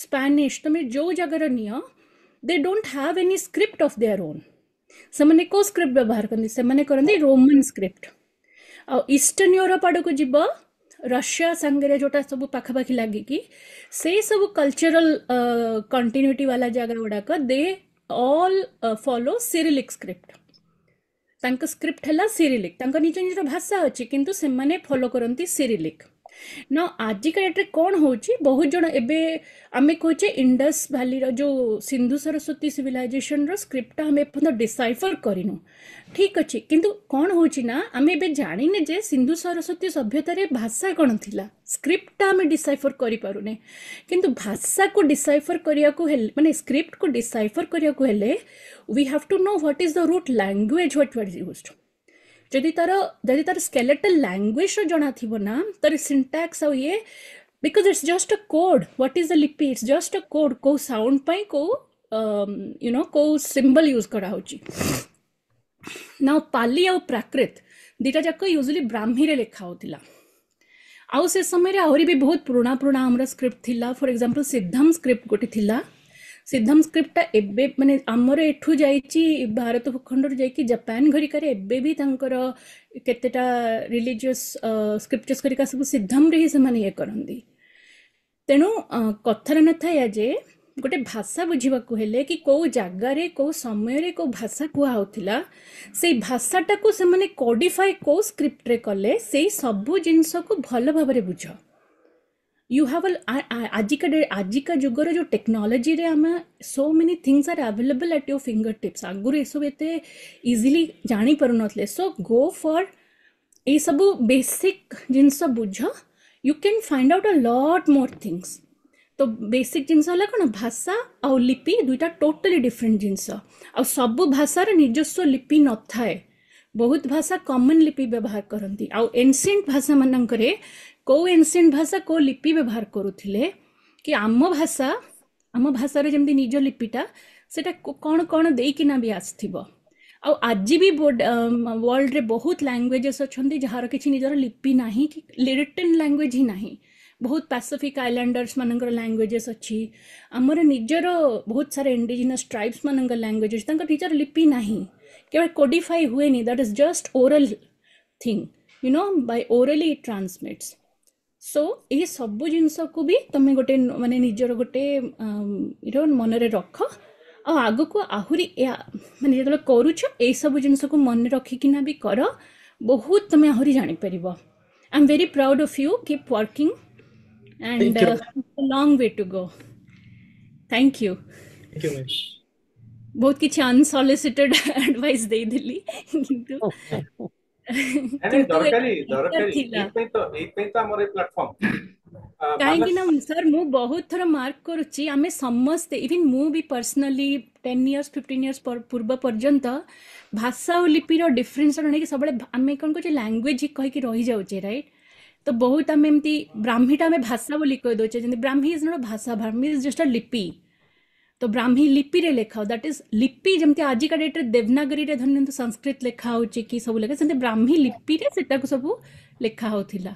तेणु भाषाटा जानिले लिपिटा जानिबा इजी हबो. सर गोटे मु मोर पर्सनल एग्जांपल कहबी. मु गोटे कन्नड़ भाषाटा पूरा निजे निजे पढ़िबा शिखिची. पूरा पढ़ीदेवी पूरा एबे भी पढ़ी पारुची. मु मात्र 3-4 वर्ष बेंगलोर रे रहउथिली. स्टूडेंट लाइफ परे परे जाइतली आईएससी रे. मते सब दिन गोटे पॉइंट रु इंडियन इंस्टीट्यूट ऑफ साइंस जीवाकू पड़े बस रे जोटा कि गोटे घंटार जर्नी थाए. मुझे नुआ नुआ ओडिसा रु जाइथाए. से इंडियन इंस्टीट्यूट ऑफ साइंस गला बेलू जेते सब साइन बोर्ड एमती साइड रे देखे. And it is long many years. सेतले मोबाइल फोन ओडा सब नथिला. तो मु फास्ट पढ़िली बाटा. मु कहली बाटाटा जिते लिखाई इंग्लीश रे ता ऊपर बाटा ही कन्नड़ लिखाई थी. आउ एटा निश्चय आकार होइथिबो. आकारटा दीटा ये सेम अच्छी. तो एटा ब होइथिबो एटा ट होइथिबो. कारण अगेन साइंटिफिकली आमे जंदी ब रे आकार बा ट रे आकार टा लिखुचे. सेमती करी करी करी करी I figured it out because ultimately आम लैंग्वेजेस गुड़ाकर बेस सेम. आउ अक्षर माने संस्कृत जेहेतु आमर स्केलेटल लैंग्वेज सबू आमर जो अल्फाबेट सिस्टमटा सेम. तेणु खाली स्टाइल मान तार जो कोडटा जो सिंबलटा डिफरेंट. तो एमती करी करी सर मु कन्नड़ पूरा निजे पढ़िया शिखिची. आउ जदि सेटा हेई पारुची ताले केही भी किछि भी लैंग्वेज पढ़ी पारिबे. Only thing is they have to know कि लैंग्वेजटा कौन. और सेटा धन्य आम संस्कृत संगे यदि सिमिलारिटी अच्छे आम से गुड़ाक वी कैन ऑलवेज डिकोड. सेटा को सेमती ब्राह्मीर जदि जनकर आइडिया थी माने एटा ब्राह्मी रे लिखाई बोली कि ब्राह्मीर ए लिपिटा आ संगे आराम रे पढ़ी पारिबे. मो लिपि विषय भी बहुत पढ़ी आ पढ़ुची आहुरी माने माने सब तमिल रे किमि लिखुचंती कन्नड़ रे किमि लिखुचंती तेलुगु रे किमि लिखुचंती माने गोटे मराठी रे गोटे ऑल मोदी स्क्रिप्ट गोटे थिला. ताबे सिद्धम स्क्रिप्ट आग कलिंग स्क्रिप्ट लिखुले. तापर जे कि सिद्धम स्क्रिप्ट केमिति को राजा बळगा एडप्ट कर देथिले. ताबे कि आम जो कन्नी गोटे आम आंचलिक रे गोटे अछि करणी लिपि गोटे थिला. ତାହିଁରୁ ଆମେ ଇ କାର ନେଇଥିଲେ ଖ କୁ ଏମିତି ଦବା ପାଇଁ, ଖ କୁ ଆଉ ଥ କୁ ଏମିତି ଦବା ପାଇଁ ଗୋଟେ ଇ କାର ନେଇଛେ କରେଣ୍ଟ ଲିପିଠୁ। ତାପରେ କି ଆମର ସିମିଲାରିଟିସ୍ ଅଦର ଥାଇଲାଣ୍ଡ ସାଙ୍ଗରେ, ତାପରେ ଯାଇକି ଲାଓସ ସ୍କ୍ରିପ୍ଟ ସାଙ୍ଗରେ, ଏମାନେ ଏ ବିଷୟରେ ବି ମୁଁ ବହୁତ ପଢୁଛି ଆଉ ପଢୁଛି ଆଉ ପଢୁଛି। ମାନସ, ଆମର କଳିଙ୍ଗ ଇତିହାସ ଚ୍ୟାନେଲରେ ଗୋଟେ ଟକ୍ ଅଛି ଭାରତୀ ପାଲ, ସେଥିରେ ସେ କିଛି ପାଲି ଭାଷାକୁ ପଢିକି ଶୁଣଉଛନ୍ତି, ମାନେ ପାଲି ଭାଷାର ବ୍ରାହ୍ମୀ ଲିପିରେ ଲେଖା ଗୋଟେ ଶିଳାଲେଖକୁ ପଢିକି ସେ ଶୁଣଉଛନ୍ତି। ସେଟାକୁ ଫଲୋ କଲେ ବି ବ୍ରାହ୍ମୀ ଲିପି ପଢିବାଟା ମାନେ କିଛି କାଂଶରେ ଶିଖି ହବ। କାହିଁକି ନା ହଁ ପାଲିର ଭାଷାଟା ଯଦି ମାନେ ଜଣେ ଭାଷାରେ କ'ଣ ଲେଖା ହେଇଛି, ମାନେ ସେଇ ଯୋଉ ଶବ୍ଦ ଗୁଡାକ କି କ'ଣ, ତାର ସ୍କ୍ରିପ୍ଟରେ ଏଇଟା ତାର ସିମ୍ବଲ ହେଇଥିବ ବୋଲି ଡିକୋଡ୍ କରିବା ଇଜି ହବ। କାରଣ ଏଟା ଓଡ଼ିଆରେ କି ସଂସ୍କୃତରେ ଲେଖା ହେଇନି, ସେଟା ଲେଖା ହେଇଛି ପାଲିରେ। ସେମିତି ସେମ୍ ଜିନିଷ ପ୍ରାକୃତ ଅଲରେଡି ବହି ବି ଅଛି। ଆଗରୁ ଭାଷାବିତ୍ ମାନେ ପାଲି ଭାଷା, ପ୍ରାକୃତ ଭାଷା ଏସବୁ ରିଲେଟେଡ୍ ବହି ବି ପୁରା ଡିଟେଲ୍ ବହି ଅଛି। ତା ଦେହରେ କେମିତି ମାନେ ପାଲି ଆଉ ଧରିନିଅ ଓଡ଼ିଆ ସାଙ୍ଗରେ କେମିତି ସାମଞ୍ଜସ୍ୟ ଆମର ସବୁ ସବୁ ସବୁର ବହି ଅଛି। ଆଉ ମୋର ଜାଣିବା ଭିତରେ ଆଜିକା ଡେଟ୍ରେ ବି କେତେଜଣ ସ୍କଲର୍ସ ଆଉ ବହୁତ ପାଲି ଭାଷାବିତ୍ ଅଛନ୍ତି ଯେଉଁମାନେ ମାନେ ଶିଖେଇବାକୁ ବି ଆଗ୍ରହ ରଖିଛନ୍ତି। ଯଦି କେହି ୟଙ୍ଗର ଷ୍ଟୁଡେଣ୍ଟସ୍ ମାନେ ଶିଖିବାକୁ ଚାହୁଁଛନ୍ତି, there are people, I think ବମ୍ବେରେ ଜଣେ ଅଛନ୍ତି ମୋଷ୍ଟ ପ୍ରୋବାବ୍ଲି, କି ଆଉ କେଉଁଠି ଗୋଟେ ଅଛନ୍ତି, ସେମାନେ ଏଇସବୁ ପୁରୁଣା ଭାଷା ବି ଶିଖଉଛନ୍ତି। ତେଣୁ ଯଦି କାହାକୁ ଏପିଗ୍ରାଫିରେ ଆଉ ଭାଷା ମାନେ ଲିଙ୍ଗୁଇଷ୍ଟିକ୍ସରେ ଯାହାର ଇଣ୍ଟରେଷ୍ଟ ଅଛି ନା, ତେଣୁ ତମକୁ ଏସବୁ କହୁଛି କାରଣ ତମେ ହେଲ ଆମର ଭବିଷ୍ୟତ। ତମେ କେବଳ ନୁହେଁ, you inspire other people around you. ତମ ଭଳିଆ ଅନ୍ୟମାନେ you can take it so much forward. ସେଥିପାଇଁ ଧନ୍ୟବାଦ। ମାନସ, ତମର ବ୍ରାଞ୍ଚ କଣ? ସାର୍ ମୁଁ ବିଟେକ୍ ସିଏସସି କରୁଛି ସାର୍, କମ୍ପ୍ୟୁଟର ସାଇନ୍ସ। Excellent. ମାନେ try to develop an app which can read ancient scripts like Brahmi, ଏସବୁ ଜିନିଷ, ମାନେ ହଁ if I point my camera it would read. Okay. ହଁ ହଁ କରିବା ସାର୍। ସାର୍ ମୁଁ ଗୋଟେ ଏପ୍ କରିବି ବୋଲି ଭାବୁଥିଲି, ମାନେ ଓଡ଼ିଆ ଭାଷା ପାଇଁ ଏକା। ମାନେ ଆମର ୟୁଟ୍ୟୁବରେ କ'ଣ ହଉଛି ଆଜିକାଲି କ୍ୟାପସନ ଦେଇ ଦଉଛି, ଯୋଉଟା ବି ଭାଷା ମୁଭିର କ୍ୟାପସନ ଦେଇ ଦଉଛି। ତ ମୁଁ କ'ଣ ଭାବୁଥିଲି ଗୋଟେ ଡିଭାଇସ ଟି କରିଥାନ୍ତି, ସେ କ୍ୟାପସନ କୁ ପଢି ଦେଇଥାନ୍ତା, ତ କ'ଣ ହେଇଥାନ୍ତା ମୁଭି କି ଆଉ ସେ କୋଉ ଭାଷାରେ କହିଲେ କୋଉ ଆମକୁ ଓଡ଼ିଆ ଭାଷାରେ ସୁବିଥାନ୍ତା। କିନ୍ତୁ ଇଏ ଆମ ଓଡ଼ିଆ ଭାଷାରେ କ'ଣ ଅଛି ନା, ସାଉଣ୍ଡ ନାହିଁ, ମାନେ ଏମିତି ଯୋଉ କହିବାର ମାନେ ଲିପିକୁ ଟ୍ରାନ୍ସଲେଟ କରିଦବ କିନ୍ତୁ ସାଉଣ୍ଡ କୁ ଟ୍ରାନ୍ସଲେଟ କରିପାରିବନି, ସେଥିପାଇଁ ସେଇଟା ହେଲାନି। ସୁନିଲ ବାବୁ, ମୁଁ ଦୀପଦ କହିବି। ଆଜ୍ଞା ସାର୍। ଏଇ ବ୍ରାହ୍ମୀ ଭାଷା ବିଷୟରେ ସବୁ ଏଇ ଖାରବେଳଙ୍କ ଲିପି, ଅଶୋକଙ୍କ ଲିପି, ବ୍ରାହ୍ମୀ ଲିପିଟା ଆରମ୍ଭ ହେଲା 600 BC ବେଳକୁ। ଆଉ ଆମର ସେଇଟା ସେମାନେ ଆରାମାଇକ ଆରାମାଇକ ର ଗୋଟେ ବୋଧେ ମାନେ କିଛିଟା ଫଲୋ କରିକି କରିଛନ୍ତି, ତାକୁ ବ୍ରହ୍ମାଙ୍କ ନାଁରେ ବ୍ରାହ୍ମୀ ଦେଇଛନ୍ତି। ଆଉ ଦୁଃଖର ବିଷୟ, ଏଇ ଭାଷାଟା ଡିଲିଟ ହେଇଗଲା from literature and nobody could read it from 4th century AD। ତେଣୁ 4th AD ପରଠୁ ଯାହା ଲେଖା ହେଇଛି, ଅଶୋକ ଲେଖିଛନ୍ତି, ଯାହା ଖାରବେଳଙ୍କର ଲେଖା ଅଛି, କେହି ପଢି ପାରି ନାହାନ୍ତି। ଅଶୋକ ଯେତେବେଳେ ଆକବର ରାଜା ହେଲେ, କିମ୍ବା ଏଇ ତୋଗଲକ ବଂଶର, କହିଲେ ଆମ ଦେଶରେ କିଏ ଜଣେ ବଡ ରାଜା ଥିଲେ, ବହୁତ ସ୍ତମ୍ଭ କରିଛନ୍ତି, ବହୁତ କୀର୍ତ୍ତି କରିଛନ୍ତି, କଣ ଲେଖିଛନ୍ତି ପଣ୍ଡିତ ମାନଙ୍କୁ ପଠେଇଲେ, but the pandits could not read it. ତାପରେ ଆକବର ବି ସେଇଆ କରିଛନ୍ତି। ଶେଷକୁ ଜାହାଙ୍ଗୀର ବି ଗୁଡେ ଇଏ ପିଲାର୍ସ ସବୁ ନେଇକି, କୌଶମ୍ବୀରୁ ନେଇକି ସବୁ ଆହ୍ଲାବାଦରେ ରଖିଛନ୍ତି। ଏମିତି ସବୁ ହେଇଛି, କିନ୍ତୁ କେହି ପଢି ପାରି ନାହାନ୍ତି। ଲାଷ୍ଟକୁ ପ୍ରିନ୍ସେପ ଆସିଲା ପରେ ଦେଖିଲେ ଯେ ସେ କଏନ୍ର ପଢୁଥିଲେ, ପଢୁ ପଢୁ ପଢିଲେ ସେଇଟା 1936 ବେଳକୁ। ତାପରେ ସେମାନେ ବଢିଲା ଡିଫିକଲ୍ଟି ତା ଦେହରେ ଥିଲା ଯେ ସେ ୱାର୍ଡ କିମ୍ବା ସେଣ୍ଟେନ୍ସ କିଛି ନାହିଁ, କଣ୍ଟିନ୍ୟୁଅସ୍ ଲେଖା ହେଇଯାଇଛି। You can't get a word, ସେ ଅକ୍ଷର ଗୁଡା ସିଧା କଣ୍ଟିନ୍ୟୁଅସ୍ ଲେଖା ହେଇଯାଇଛି। ମୁଁ ଏତିକି ଜିନିଷ ଜାଣିଛି, ଯୋଉଟା କି ପ୍ରୋବ୍ଲେମ ମୁଁ ପଢିଆରେ ପଢିଛି କିଛି ଗୋଟେ ଜିନିଷ। କାରଣ ପାଲିରେ ଯେତେ ଲେଖା ହେଇଛି ଅଶୋକଙ୍କ ଭାଷା, so it is not Odia ପାଲିଟା, ଏଇଟା ଏଇଟା ହୋଲ ଇଣ୍ଡିଆ। କାରଣ ତାଙ୍କର ବହୁତ ଶିଳାଲିପି ହୋଲ ଇଣ୍ଡିଆର ପାଲିରେ ଲେଖା ହେଇଛି। ପାଲିର ଭେରିଏସନ ଅଛି। ଗୋଟେ କାନନ ପାଲି ଥିଲା ଆମର ଓଡିଶା ଆଉ ସିଲୋନ, ଏ ଦିଟା ଯାକ ପର୍ଟିକୁଲାର। ସେ କାନନ ପାଲି ଓରିଜିନାଲ ପାଲି ଯୋଉଟା, ସେଟା ଓଡିଶା ଆଉ ସିଲୋନ ଦିଟା ଜାଗାରେ ଥିଲା। ଆଜ୍ଞା, thank you. Can I say something? Yeah. ଏବେ ଯୋଉ ରଙ୍ଗାଧର ଭାଇ କୁହନ୍ତୁ, ଆପଣ ଅଲରେଡି yeah ଅପେକ୍ଷା କରିଛନ୍ତି, ରାତି 11:30 ହେଲାଣି, ଆପଣଙ୍କର ଆଖି ଲାଲ ହେଇଗଲାଣି ନିଦରେ। yeah କୁହନ୍ତୁ ଆମର ତ ଇନ୍ସୁଲିନ ମାରିବାକୁ ପଡିବ। ଆଜ୍ଞା। Recently when they excavated at Malaysia, some of the archipelago reading, they found out that it was in Pali language. You see, so Pali language has been brought here via the Buddhists through Sri Lanka. So the Sri Lankan Buddhists, they use Pali language. That is the Pali language that had been brought to our side, Southeast Asia. So the script, I don't know what script they call it. So it has been, according to the archaeologists, they prove that this is nothing to do with Odia. You see, they say it's a Pali language.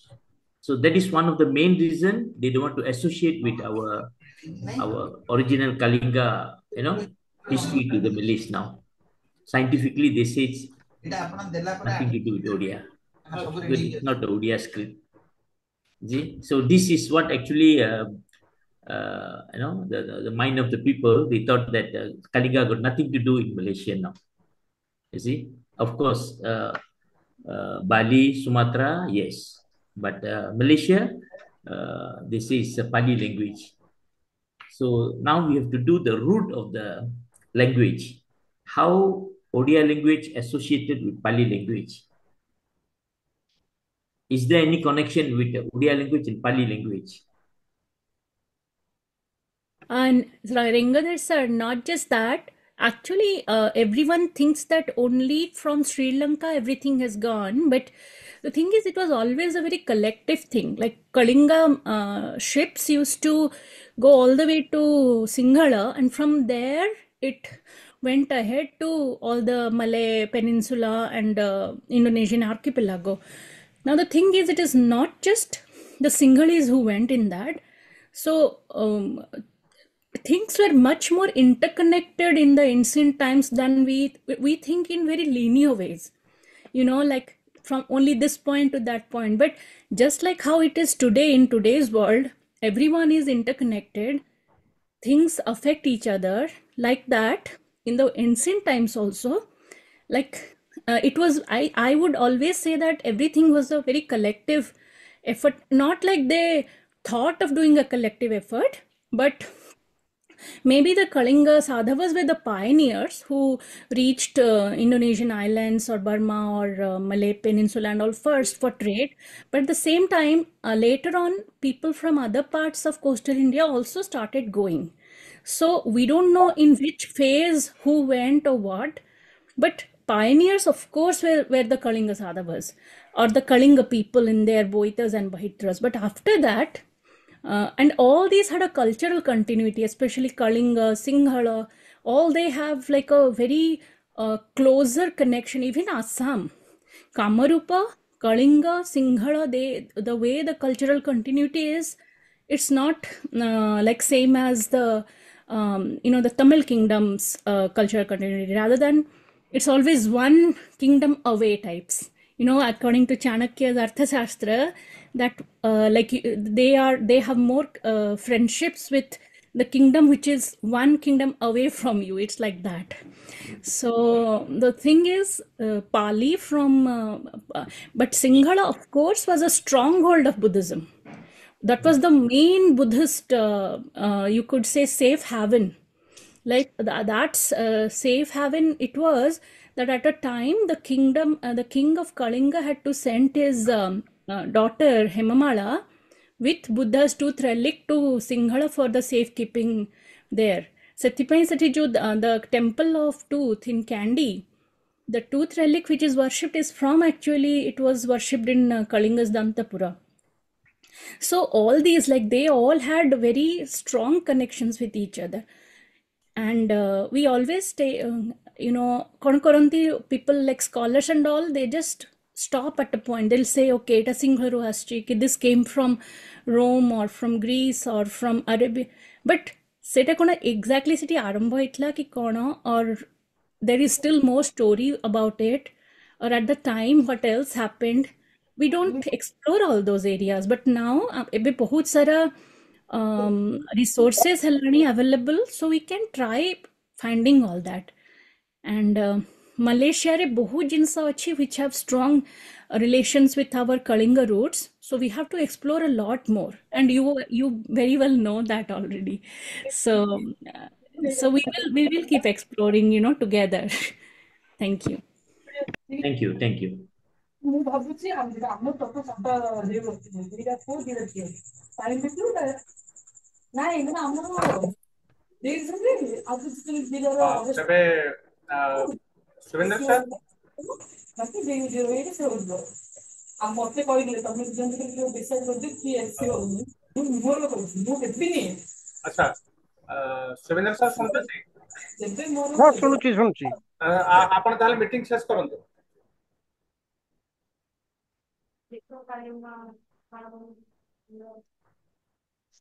ଆଜିର ବୈଠକରେ ଯୋଗ ଦେଇଥିବାରୁ ମୁଁ ସମସ୍ତଙ୍କୁ ଧନ୍ୟବାଦ ଦଉଛି। ଭାଷା ଭିତ୍ତିକରେ ଆଜି ଆମେ ଏଇଟା ବୋଧେ ସେକେଣ୍ଡ ହେଲା, ପ୍ରଥମ ଆଗରୁ ଜଣେ ଦେଇଥିଲେ ଓଡ଼ିଆର ଡିଫରେଣ୍ଟ କଥିତ ଲାଙ୍ଗୁଏଜ ଉପରେ, ବର୍ତ୍ତମାନ ତାକୁ ଆଗକୁ ମାନସ ନଉଛନ୍ତି। ଫ୍ୟୁଚରରେ ବି ଆମେ ଆହୁରି ବହୁତ କିଛି ରିଫାଇଣ୍ଡ ୱେରେ ତାଙ୍କଠୁ ଶୁଣିବାକୁ ଆଶା ରଖିବୁ। ବର୍ତ୍ତମାନ ତ ସମୟ ହେଲାଣି, ବର୍ତ୍ତମାନ ଏତିକିରେ ଆମେ ବନ୍ଦ କରିବା ଆଜିର ବୈଠକ। ପୁଣି ଆଗାମୀ ରବିବାର ଦେଖାହେବା। Thank you.